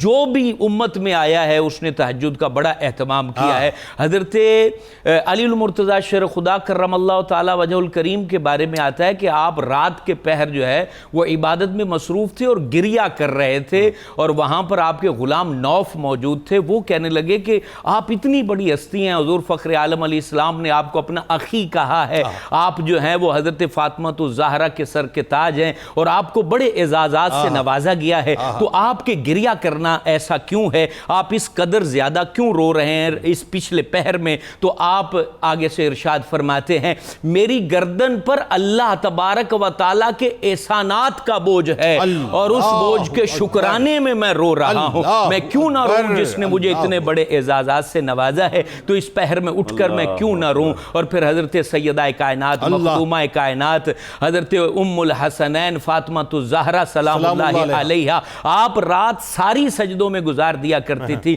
اور آپ ایک ہی اللہ کے حضور بات کرتی تھیں کہ مالک کبھی رات کو بھی طویل کر دے کہ دل کھول کے تیری بندی سجدہ کر سکے۔ یعنی وہ تہجد کی نماز کیسی ہوگی اللہ صاحب؟ میں سوچتا ہوں کبھی کبھی کہ جس تہجد کی نماز کے ایک سجدے میں پوری رات سمٹ جایا کرے، وہ نماز کیا ہوگی، وہ سجدہ کیا ہوگا، وہ تہجد کیا ہوگی؟ اصل میں معاملہ یہ ہوتا ہے کہ جب آپ کے سامنے آپ کی پسندیدہ شخصیت ہو اور آپ اس سے کلام کر رہے ہوں تو پھر آپ کا دل چاہے گا کہ باتیں بھی ختم نہ ہوں، وقت بھی ختم نہ ہو، لمحے بھی ختم نہ ہو۔ اس وقت لگتا ایسے ہے کہ یہ چند گھنٹے پتہ بھی نہیں چلا۔ یعنی ایک لاڈلا بیٹا جو ہے دور سے چل کر آئے تو اپنے باپ سے بات کرتے کرتے وہ تھکتا نہیں ہے، اور باپ بیٹے سے بات کرتے تھکتا نہیں ہے۔ اور جب بندہ اپنے مالک کے ساتھ بات کر رہا ہو اور کہہ رہا ہو سبحانک اللہم وبحمدک وتبارک اسمک وتعالی جدک ولا الہ غیرک، یہ حاضر ضمیر کے ساتھ اللہ سے بات کر رہا ہو، اور پھر پیشانی سجدے میں رکھ کے کہہ رہا ہو سبحان ربی الاعلی، میرا رب پاک ہے اور بڑا بلند و بالا ہے، اور اس کیفیت میں وہ عرش کو محسوس کر رہا ہو، رب تبارک و تعالیٰ کی رحمت کو محسوس کر رہا ہو، اور پھر اس بات کو محسوس کر رہا ہو کہ پچھلی راتی رحمت رب دی دیوے بلند آوازاں، رحمت منگن والیاں تائیں کھلا ہے دروازہ، اور جس نے اس دروازے کی کشادگی کو پا لیا ہو، دروازے کے واہ ہونے کو محسوس کر لیا ہو، اور دروازے کی اس نور کو پا لیا ہو، وہ سیدہ کائنات سے بڑھ کر کون ہو سکتا ہے؟ اس لیے ان کی راتیں جو ہے نا وہ لمحہ بھر کی محسوس ہوتی تھی، ان کو سرور اتنا ملا ہوا تھا، کیوں نہ ملتا؟ کیونکہ تاجدار کائنات کی تربیت تھی۔ حضور فخر عالم نے ایک دفعہ خود کہا تھا جب آپ کنیز طلب کرنے گئی تھیں اور پھر خاموشی سے واپس آ گئی تھیں، حضور جان رحمت علیہ السلام خود آئے اور آ کر فرمانے لگے اے میری بیٹی، ہم نے دنیا کو اختیار نہیں کیا ہے، ہم نے تو رب کو اختیار کیا ہے، ہم نے تو آخرت کو اختیار کیا ہے، ہم نے آخرت میں تمام نعمتوں کو پانا ہے۔ تو انہوں نے اسی چیز کا درس اپنے دل پر بٹھا لیا، اور انہوں نے زندگی بھر پھر اپنے بچوں کو تربیت ایسی کی کہ حسن حسین کو دیکھیں تو تاریخ میں لکھا ہے سینکڑوں نفل رات کو پڑھ دیا کرتے تھے۔ پھر ان کی آگے اولاد کو امام زین العابدین کو دیکھیں اور ان کو سید الساجدین کہا گیا کیا؟ نوافل دن میں. اور پھر دیکھیں ان کو پوچھا گیا کہ حضور آپ عبادت کے پیچھے مقصد کیا رکھتے ہیں؟ تو کہا کہ جب کوئی غرض دنیا کو ہم دنیا کی چیز پانے کی غرض ہو تو ہم اس عبادت کو عبادت نہیں سمجھا کرتے، سودا کہتے ہیں. ہم تو صرف اللہ کی غرض سے اور اللہ کی محبت میں سب کچھ کیا کرتے ہیں. اور آپ دیکھیے سیدہ کائنات کا آپ نے فرمایا تو جگر گوشہ رسول کے جگر گوشہ عقیلہ بنی ہاشم کی بات کریں تو یاد ہے نا وہ جملہ امام علی مقام کا آپ کو کہ جب آپ چلے تھے تو کیا کہہ کے چلے تھے کہ اپنی تہجد کی نمازوں میں ہمیں یاد رکھنا. تہجد تو مرغوب ہے صحابہ اہل بیت. اب آپ دیکھیں پھر ان کا ایک ایک فرد، امام جعفر صادق کو دیکھیں، امام موسیٰ کاظم کو دیکھیں، امام علی نقی کو دیکھیں، امام تقی کو دیکھیں، امام علی رضا کو دیکھیں، یہ سبھی جو ہے نا وہ سجدوں میں نظر آتے ہیں. اور امام جعفر صادق کے بارے میں تو آتا ہے کہ آخری وقت آپ گوشہ نشین ہو گئے تھے اور سفیان ثوری نے پوچھا تھا حضور آپ گوشہ نشین ہو جائیں گے تو ہماری ہدایت کا سامان کون کرے گا؟ اور آپ فرمانے لگے میاں اب جو ہے وہ مخلوق کو دیکھتے ہیں تو زبان پر محبت ہے، دلوں میں بچھو بچھائے بیٹھے ہیں، اور ہم تو اب انہی کو یاد کریں گے، وہ ہمارا مالک ہے جو ہر وقت عطا اور محبت کے دروازے بندوں پر کھولے رکھتا ہے. سبحان اللہ. وہ جو آپ بات کر رہے تھے نا محبوب کی بلا تمثیل، جب کوئی پیارا لگتا ہے نا اور بہت ہی پیارا لگتا ہے، اللہ بہت ہی پیارا لگتا ہے، تو جس وقت وہ ملاقات کر کے جدا ہو رہا ہوتا ہے نا تو من یہ کرتا ہے کہ جدا نہ ہو، سامنے بیٹھا رہے، میں اس کو دیکھوں یہ مجھے دیکھے، میں اس سے بات کروں یہ مجھے بات کرے، مجھ سے بات کرے. یہی معاملہ بلا تمثیل جب بندہ اللہ کے پیار میں ڈوب جایا کرتا ہے نا تو پھر وہ چاہتا ہے کہ بس میں اسی کی بارگاہ میں رہوں. رات گزر جاتی ہے، دن آ جاتا ہے، روح جو ہے اللہ کی بارگاہ میں رہتی ہے اور وجود جو ہے وہ بازاروں میں ہوتا ہے، وہ ہر وقت علامہ اللہ ہی کی بارگاہ میں ہوا کرتا ہے.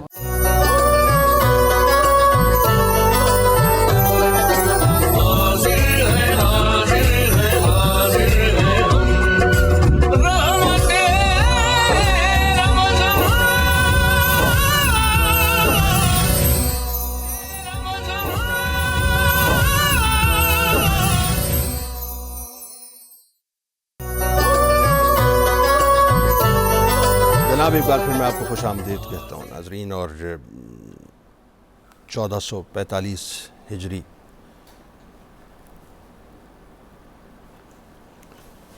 کہ آج یہ خصوصی براہ راست شریعت ہے. الفاظ کبھی کبھی ساتھ چھوڑ جاتے ہیں، آواز رند جایا کرتی ہے. چند لمحوں پہلے جو کلام پڑھا جا رہا تھا، تاجدار حرم ہو نگاہ کرم، جب وہ تکرار آتی ہے نا کہ میں کشو آؤ مدینے چلیں، تو دل کی کیفیت بڑی عجیب ہو جایا کرتی ہے. کیونکہ ہم گناہوں میں لتھڑے ہوئے لوگوں کے پاس تو کچھ اور ہے ہی نہیں سوائے مدینے پاک کے. ہمیں اپنی کسی عبادت پر ناز نہیں کرنا چاہیے. ناز کرنا چاہیے تو کالی کملی والے پہ کرنا چاہیے، مدینے والی سرکار پہ کرنا چاہیے. ناظرین کرام، آپ نے زندگیاں کیسے گزاری ہیں سب اپنے اپنے بارے میں جانتے ہیں، لیکن جو اس وقت مجھے بڑے دیکھ رہے ہیں، بزرگ دیکھ رہے ہیں، مائیں دیکھ رہی ہیں، ان کے بچہ ہونے کی حیثیت سے، اور جو مجھے بچے دیکھ رہے ہیں ان کا بڑا ہونے کی حیثیت سے، اور جو میرے ہم عمر ہیں ان کے بھائی ہونے کی حیثیت سے، بہن ہونے کی حیثیت سے، صرف ایک گزارش میں آپ سے کرنا چاہوں گا. اگر آپ نے یہ کام کر لیا نا، آپ سمجھ لیجئے اس دنیا کے اندر آپ بہت کامیاب ہو کے لوٹے، بہت کامیاب ہو کے. اپنے بچوں کے وجود میں، ان کی روح میں عشق مصطفیٰ صلی اللہ علیہ وآلہ وسلم کو پیوست کر دیجئے. بس پیوست کر دیجئے. عشق رسول مل گیا نا صاحب، سب کچھ مل گیا، سب کچھ مل گیا. بس. اور دعا کیجئے، دعا کیجئے کہ اللہ تبارک و تعالیٰ ان کو عشق رسول دے دے. بس خدا کی عزت و جلال کی قسم، اگر آپ یہ کرنے میں کامیاب ہو گئے تو آپ سے زیادہ کامیاب ترین کوئی نہ ہوگا. لیکن اگر آپ یہ کرنے میں ناکام ہو گئے، اللہ نہ کرے، تو سوائے افسوس کے زندگی میں اور کچھ بھی نہ ہوگا. پروفیسر صاحب، ظاہر جو کچھ ملا ہے سب سرکار کا صدقہ ہے. اب آئیے اس نماز کی بات کرتے ہیں جسے ہم نماز تراویح کہتے ہیں. کیا خوبصورت روایت ہے، کیا خوبصورت اس کی ابتدا ہے، اور پھر کس محبت اور رچاؤ کے ساتھ امت اس کو ادا کرتی ہے، اس کے بارے میں بتائیے. اور خاص طور پہ جو 20 رکعتوں کا سلسلہ ہے اس کے بارے میں بتائیے. جنید اقبال صاحب، اللہ کی ان برستی رحمتوں کی روشنی میں جو بات عرض کرنے لگا ہوں اسے جو بھی مجھے دیکھ رہا ہے، جہاں تک میری آواز جا رہی ہے، وہ اس کو سمجھنے کی کوشش کرے. جناب، تراویح کو اگر ہم ثواب کی نیت سے دیکھیں تو رحمت عالم صلی اللہ علیہ وسلم نے فرما دیا کہ من قام رمضان ثوابا و احتسابا غفر اللہ، یہ قیام جو ہے رمضان کا، یہ گناہوں کی معافی کا ہے، اور گناہوں کی معافی جس کو مل گئی اسے اور کیا چاہیے. ایسا ہی. اب سوال یہ ہے کہ آج ہم اس بات میں الجھے ہوئے ہیں کہ تراویح 8 پڑھی جائیں یا 20 پڑھی جائیں. میں اللہ اور اس کے رسول صلی اللہ علیہ وسلم کی بارگاہ میں پیش ہو کر یہ کہنا چاہتا ہوں کہ اہل ایمان، تراویح 20 کا حکم خود رب کائنات دے رہا ہے. یعنی حیرت کی بات ہے کہ ہم ادھر ادھر سے دلائل لے کر جی اس کو سنت نہ کہو، اس کو فلاں نہ کہو، جب پروردگار عالمین نے یہ فرمایا کہ اطیعوا اللہ و اطیعوا الرسول و اولی الامر منکم، اللہ کی اطاعت کرو، رسول کی اطاعت کرو، اور جو تم میں اولی الامر ہے، جو حکمران ہیں، ان کی بات مانو. نبی رحمت صلی اللہ علیہ وسلم نے جب فرما دیا کہ علیکم بسنتی و سنت الخلفاء الراشدین المہدیین، تم پر لازم ہے میرا طریقہ، میرے خلفاء راشدین کا طریقہ، تو تراویح جو ہے وہ تو 20 ہے حکم قرآنی کے مطابق. قیام اللیل کے لیے آپ جتنی باتیں کر سکتے ہیں کرے. رسول رحمت صلی اللہ علیہ وسلم کا 3 دن صحابہ کو پڑھانا، اور اس کے بعد صحابہ کرام رضوان اللہ علیہ مجمعین کی اتنی بڑی جماعت، جن میں فاروق اعظم رضی اللہ عنہ کھڑا کرے ابی ابن کعب کو. تراویح ترویحہ کی جمع ہے. ترویحہ کہتے ہیں راحت پانے کو، 4 رکعت پڑھ کر کچھ دیر بیٹھ کر ذکر کر کے آرام کر کے پھر کھڑے ہوں، اور جمع جو ہے وہ کم از کم 3 چوکوں پر جائے گی تو تراویح کہلائے گی، ورنہ ترویحان ہوتا، ترویحہ ہوتا، تراویح نہ ہوتی. لیکن اس ضمن میں بڑی اہم بات میں عرض کرنے لگا ہوں کہ سعودیہ میں جو آج 20 رکعتیں پڑھائی جا رہی ہیں وہ بلا وجہ نہیں ہیں. میں جب 2006 میں وہاں مکہ مکرمہ پہنچا تو وہاں میرے استاذ مکرم نور الحسن نے بتایا کہ تراویح کے ضمن میں تمام بلاد عرب سے مفتیان کرام بلائے گئے، اور انہوں نے بیٹھ کر یہ فیصلہ کرنا تھا کہ رمضان المبارک میں ہم کتنی تراویح کریں. وہ مختلف دلائل دیتے رہے. تو ایک پاکستانی عالم نے اٹھ کر کہا کہ اگر آپ مجھے اجازت دیں تو اس مسئلے کو حل کر دوں. انہوں نے کہا کہ ہاں بھئی کہو، کیا کہنا چاہتے ہو؟ وہ کہنے لگے کہ 20 تراویح کا حکم تو قرآن دے رہا ہے. اچھا، وہ کیسے؟ کہ جب فاروق اعظم رضی اللہ عنہ نے ابی ابن کعب رضی اللہ عنہ کو مصلی پر کھڑا کر کے انہیں حکم دیا کہ ان کو 20 پڑھاؤ، اور ان صحابہ میں علی مرتضیٰ موجود ہوں، ان صحابہ میں عثمان ذی النورین موجود ہوں، ان میں حضرت زید بن ثابت موجود ہوں، ابو ہریرہ موجود ہوں، اور ان کی موجودگی میں یہ کہا جائے اور اس کے بعد یہ دلیل مانگی جائے بعد میں آنے والے، جی فلاں محدث نے یہ کہا، فلاں محدث نے یہ کہا، کیا ان محدثین کو ہم ان صحابہ پر اہمیت دے رہے ہیں؟ تو جب انہوں نے قرآن کی یہ آیت پڑھی کہ اولی الامر منکم، اچھا ٹھیک، یا تو فاروق اعظم رضی اللہ عنہ کو اولی الامر نہ مانو.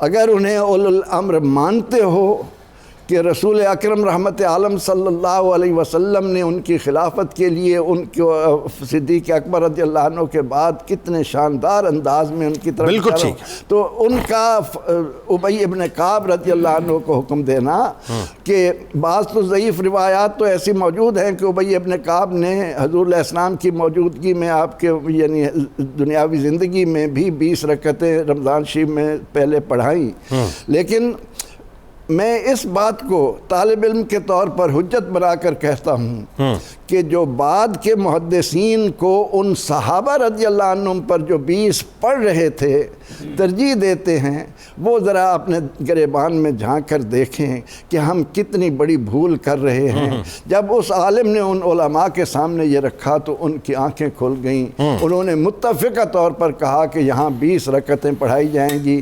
تو نماز تراویح اللہ تعالیٰ کا ایک انعام ہے، اور اس ضمن میں 20 رکعتیں صحابہ کا عمل جان کر حضور علیہ السلام نے بھی، خود اللہ نے صحابہ کو ہمارے لیے نمونہ بنایا ہے، اس لیے اس بارے میں ہر طرح کے شکوک و شبہات کو پس پشت ڈالیں اور یہ مانیں کہ قرآن ہمیں یہ کہہ رہا ہے کہ اولی الامر کی اطاعت کرو، تو اولی الامر کی اطاعت یہ ہے کہ ہم نے فاروق اعظم رضی اللہ عنہ کا حکم ماننا ہے، ہم پر لازم ہے، اللہ نے بھی لازم قرار دیا اور نبی رحمت صلی اللہ علیہ وسلم۔ اچھا، اس میں ایک اور بات بھی ہے نا پروفیسر، اس کا ایک بڑا لطیف سا اور پہلو بھی ہے۔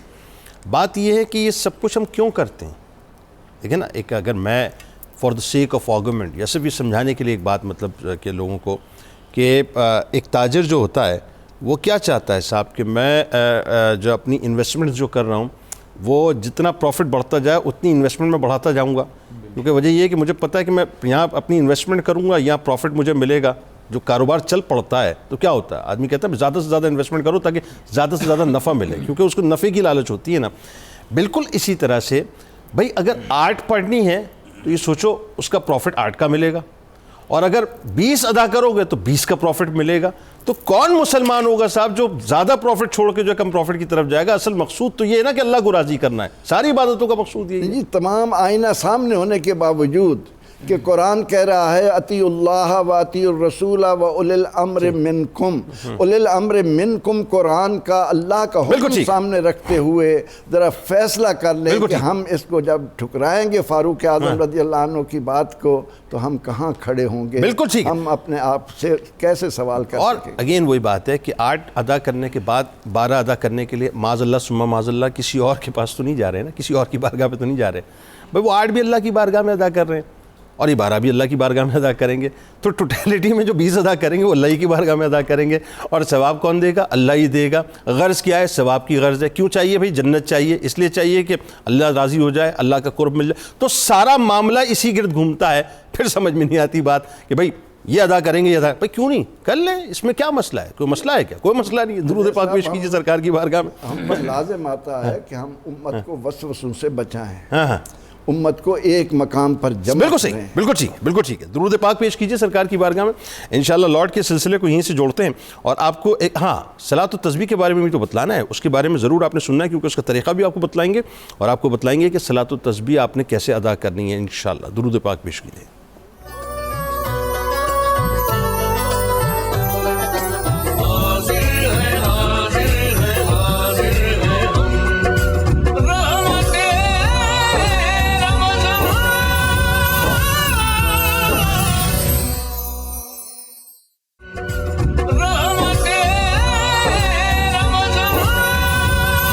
جناب ایک بار پھر آپ کو خوش آمدید۔ رحمت رمضان کی خصوصی براہ راست شریعت ہے اور سحری کا پیارا سا موقع ہے، اور یقیناً اس وقت جو ہے وہ آپ لوگ اپنے اپنے دسترخوانوں پہ موجود ہوں گے، سحری کا اہتمام ہوگا، دوسری سحری انشاءاللہ اختیار کریں گے۔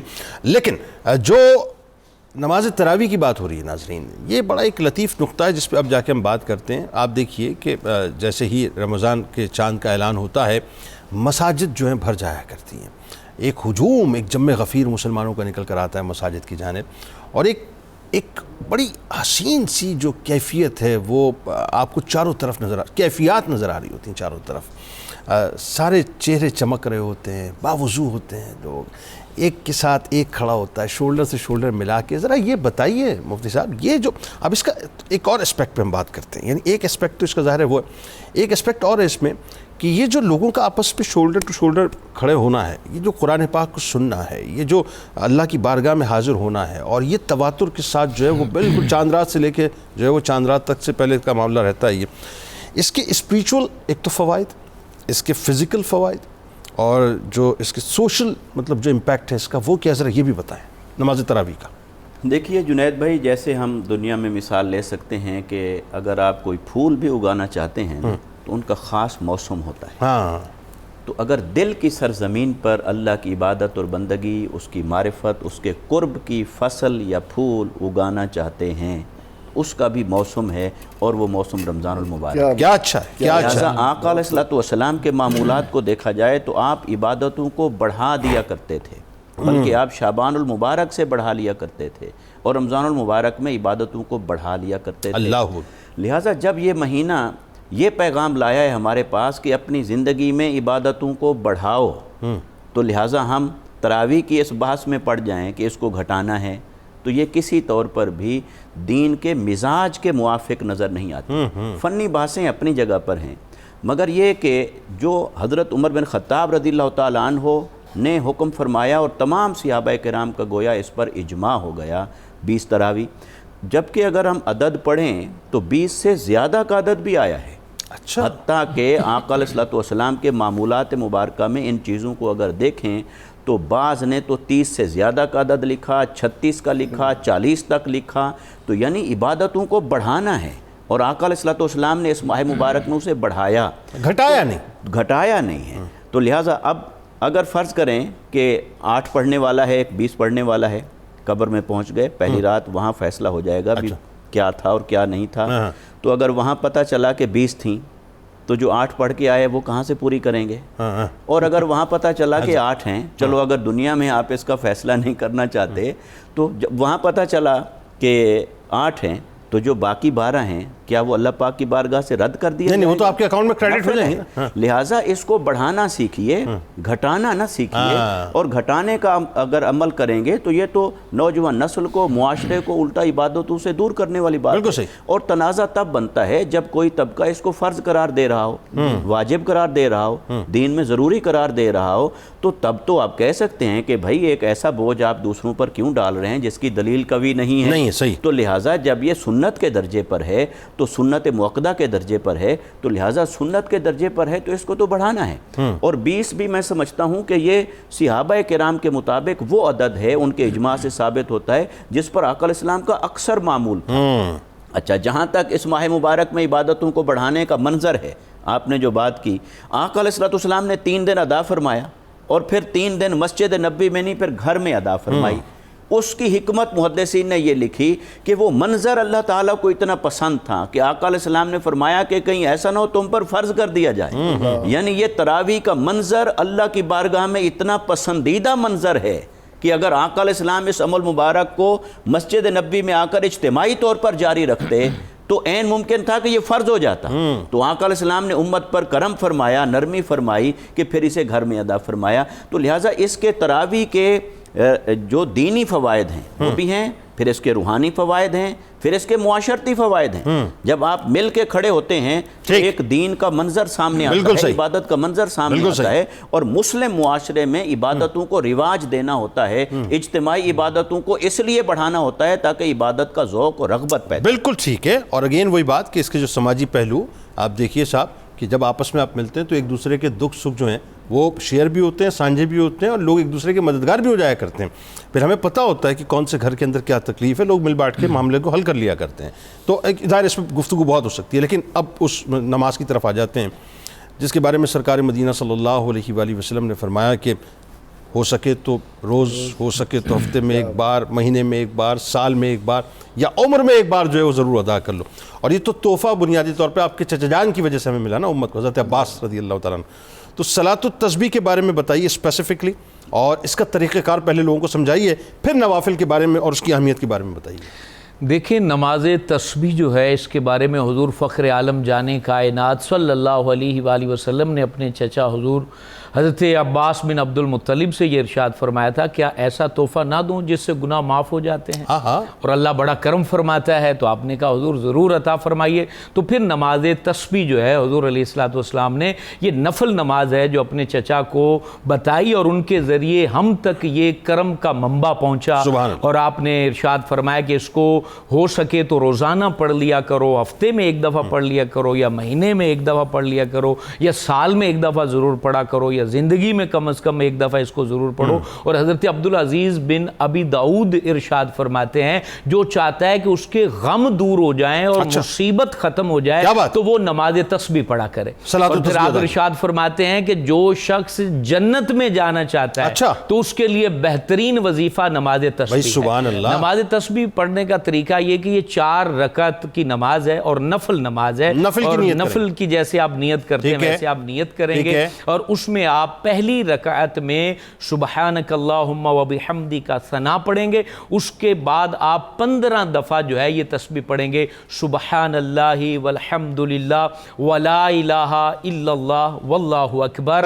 یہ آپ نے 15 دفعہ پڑھنا ہے۔ پھر آپ سورہ فاتحہ پڑھیں گے، اس کے بعد کوئی چھوٹی سورت ملائیں گے، اس کے بعد 10 دفعہ یہ تسبیح پڑھیں گے، پھر رکوع میں 10 دفعہ پڑھیں گے، پھر رکوع سے کھڑے ہوں گے تو 10 دفعہ پڑھیں گے، پھر دونوں سجدوں میں اور دونوں سجدوں کے درمیان جب بیٹھیں گے تو 10 دفعہ پڑھیں گے، یعنی ایک رکعت میں 75 دفعہ آپ نے یہ تسبیح پڑھنی، یعنی تیسرے کلمے میں جو تسبیح ہے وہ آپ نے پڑھنی ہے۔ پھر 2 رکعت پر آپ بیٹھیں گے تو اتحیات، درود پاک اور رب اجعلنی یہ دعا پڑھیں گے، سلام نہیں پھیریں گے، اور یہاں وہ اضافی 10 تسبیحات نہیں پڑھنی، کھڑے ہو جانا ہے۔ پھر جیسے پہلی رکعت پڑھی تھی ویسے تیسری رکعت پڑھیں گے، یعنی ثنا پڑھیں گے، 15 دفعہ یہ تسبیحات پڑھیں گے، پھر سورہ فاتحہ پڑھیں گے، پھر کوئی سورت ملائیں گے، اور پھر ترتیب کے ساتھ اسی طریقے سے یہ 75 دفعہ تیسرے کلمے کی تسبیحات پڑھیں گے۔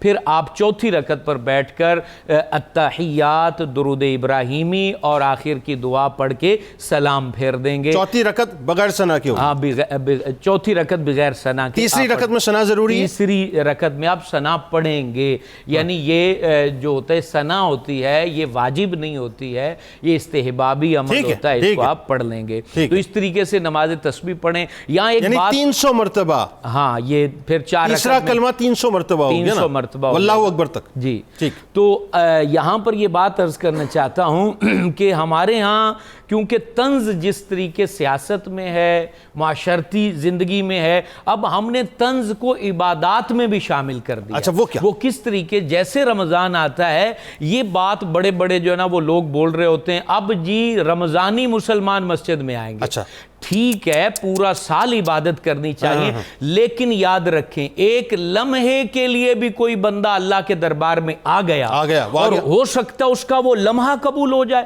ہو سکتا ہے اس لمحے اس کو اللہ تعالیٰ بخش دے جو اس نے شب برات میں آ کے عبادت کی تھی یا ریاضت کی تھی۔ تو یہ طنز نہیں کرنا چاہیے، اور یاد رکھنا چاہیے نفل وہ عبادت ہے فرائض کے بعد جس نے زندگی میں اس کو شامل کر لیا، کہا کہ میدان معاشر میں اللہ رب العالمین فرمائے گا جو فرائض کے علاوہ عبادت میں مصروف رہتے تھے وہ پہلے بغیر حساب کے جنت میں چلے جائیں اور باقی لوگوں کا پھر حساب لیا جائے گا۔ نفل نماز جو ہوتی ہے یہ وہ نماز ہے جو اللہ تعالیٰ کا ولی بنا دیتی ہے، یعنی وہ یوں کہہ لیجئے کہ آپ کے درجات کو ایکسلریٹر لگا دیتی ہے، وہ 120 کے اوپر لے جاتی ہے۔ بہت شکریہ، آپ لوگ تشریف لائے۔ آئیے آپ کو ناظرین لیے چلتے ہیں اب مجموعہ کلام کی جانب، خان صاحب کی جانب، یعنی اور انشاءاللہ جب لوٹیں گے، یعنی آپ نے کہیں جانا نہیں ہے تو آپ کی پسندیدہ سیگمنٹ قصص الانبیاء کے ساتھ، اور آج حضرت شیز علیہ السلام کا ذکر پاک ہوگا کہ جو نور مصطفیٰ صلی اللہ علیہ وآلہ وسلم کی نورانی بشارت جو آپ کو عطا ہوئی تھی، یعنی آپ ظاہر ہے آپ کو پتہ ہے کہ اجداد میں آپ وہ ہستی ہیں کہ جن کو اللہ تبارک و تعالیٰ نے شرف عطا کیا کہ آپ کسٹوڈین بنے نور مصطفیٰ صلی اللہ علیہ وآلہ وسلم کے۔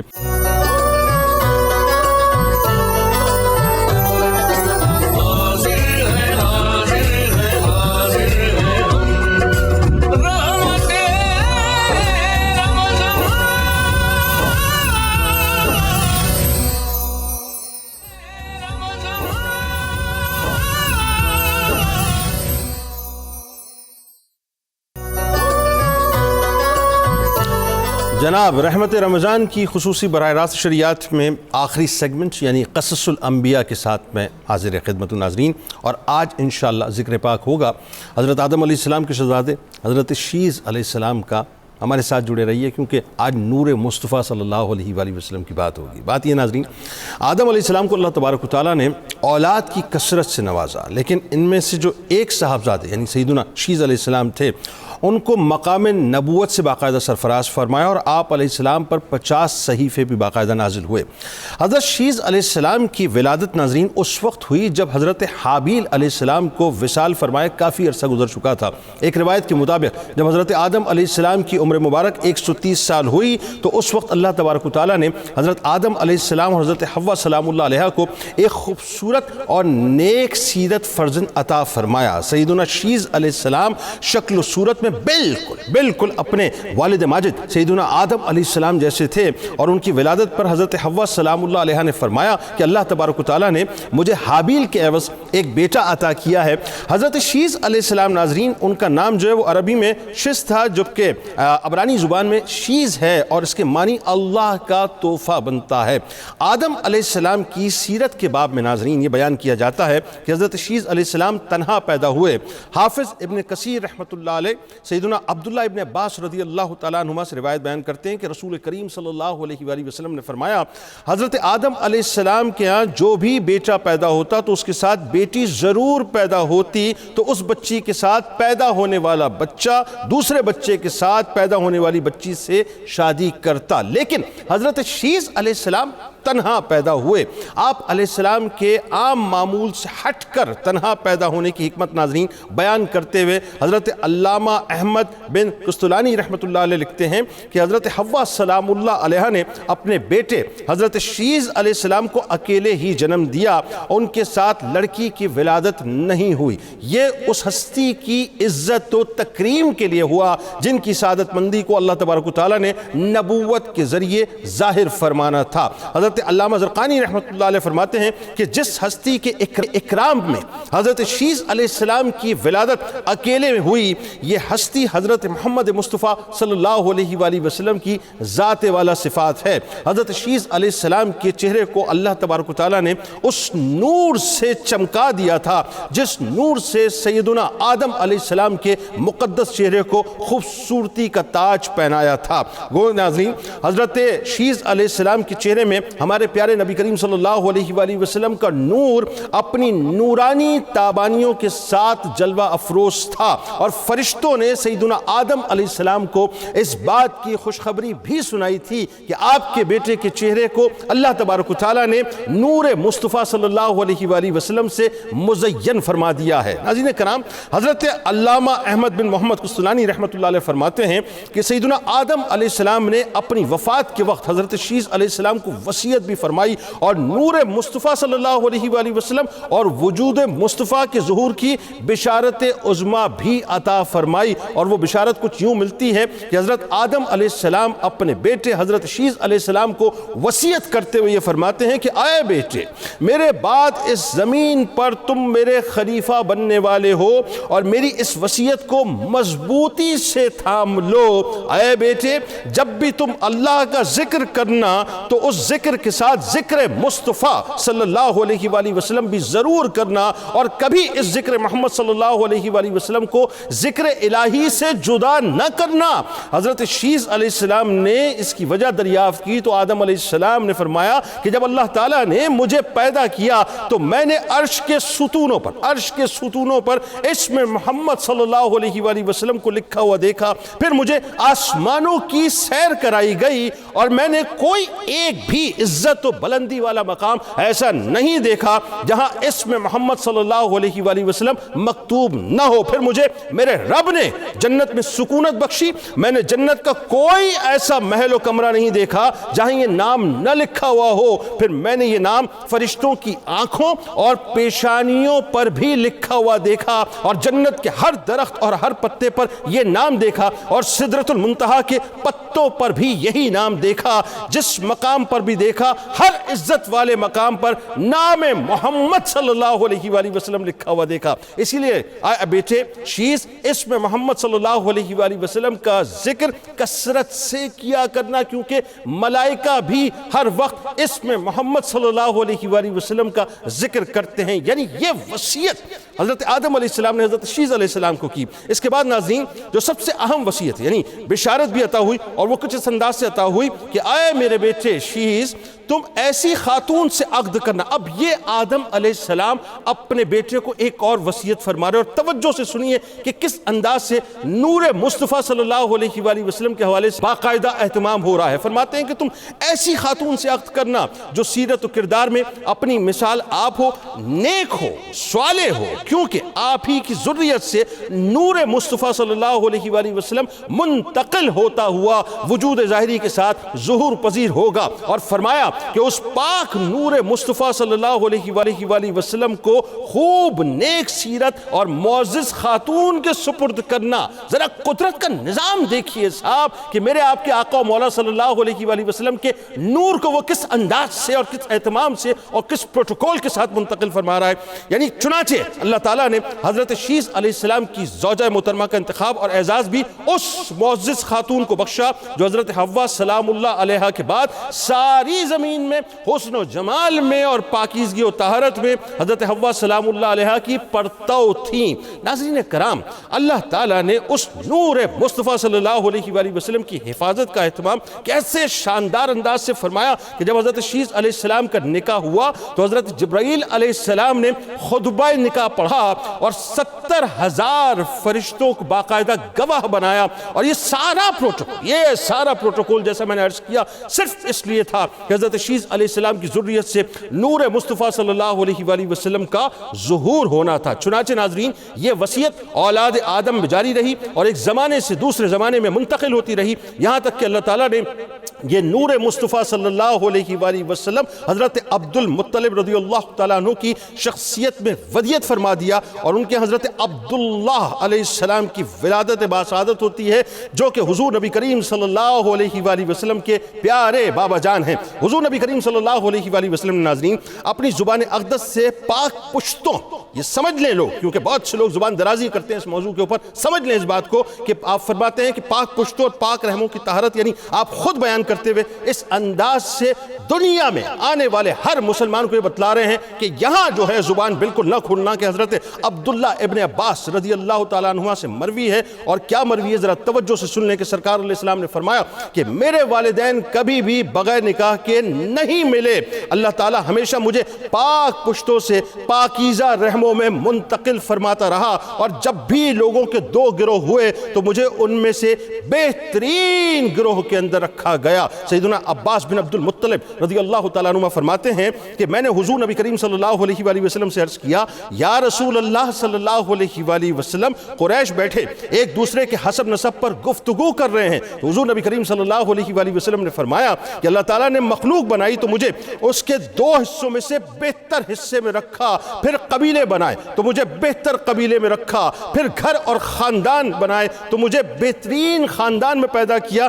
چنانچہ میں ساری مخلوق سے بہتر ہوں اور میرا خاندان بھی سب خاندانوں سے بہتر ہے. حضرت وہب رضی اللہ تعالیٰ عنہ فرماتے ہیں کہ اولاد آدم علیہ السلام میں سے حضرت شیز علیہ السلام سب سے زیادہ معزز، افضل، حضرت آدم علیہ السلام کے سب سے زیادہ مشابہ اور آپ علیہ السلام کو سب سے زیادہ محبوب تھے. حضرت آدم علیہ السلام کے وصی بھی تھے اور ولی عہد بھی تھے. ناظرین کرام، حضرت آدم علیہ السلام کے وصال کے بعد خلافت اور نبوت کی ذمہ داری حضرت شیز علیہ السلام کو ملی، کیونکہ اس وقت آدم علیہ السلام کی اولاد میں صرف آپ ہی اس قابل تھے کہ نبوت و رسالت کا تاج آپ کے سر اقدس پر سجایا جاتا. صحیح ابن حبان میں حضرت ابو ذر غفاری رضی اللہ تعالیٰ عنہ سے روایت ہے، حضور نبی کریم صلی اللہ علیہ وآلہ وسلم نے فرمایا کہ اللہ تعالیٰ نے حضرت شیز علیہ السلام پر 50 صحائف نازل فرمائے. حضرت آدم علیہ السلام کے وصال کے وقت حضرت شیز علیہ السلام کی کل اولاد کی تعداد روایتوں میں آتا ہے تقریباً 40,000 کو پہنچ چکی تھی، کیونکہ آپ علیہ السلام کو اللہ تعالیٰ نے 1000 سال کے قریب عمر عطا کی تھی. اور تاریخ طبری کی ایک روایت کے مطابق جب حضرت شیز علیہ السلام کی عمر مبارک 105 سال کی ہوئی تو آپ علیہ السلام کے ہاں انوش نامی بیٹا پیدا ہوا. انوش کی ولادت کے بعد حضرت شیز علیہ السلام تقریباً 800 سال تک زندہ رہے اور اس مدت کے دوران مزید کچھ بیٹے اور بیٹیاں پیدا ہوئیں۔ بات ساری اتنی سی ہے صاحب کہ یہ جو نور مصطفیٰ صلی اللہ علیہ وآلہ وسلم کی جلوہ گری ہے اس پوری کائنات میں، یہاں بھی ہے اور وہاں بھی ہوگی انشاءاللہ، اس نور کو اللہ تعالیٰ نے جو پروٹوکول دیا ہے، سمجھانا مقصود یہ تھا، اللہ تعالیٰ اس نور مصطفیٰ صلی اللہ علیہ وآلہ وسلم کے صدقے سے ہماری دنیا بھی بنا دے اور آخرت بھی بنا دے۔ انشاءاللہ زندگی رہی تو افطار کی خصوصی براہ راست شریعت میں شام 4 بجے آپ سے دوبارہ ملاقات ہوگی۔ اس دعا، اس امید، اس یقین کے ساتھ اللہ تعالیٰ آپ کا، ہمارا، ہم سب کا حامی و ناصر۔ آمین۔ اللہ حافظ۔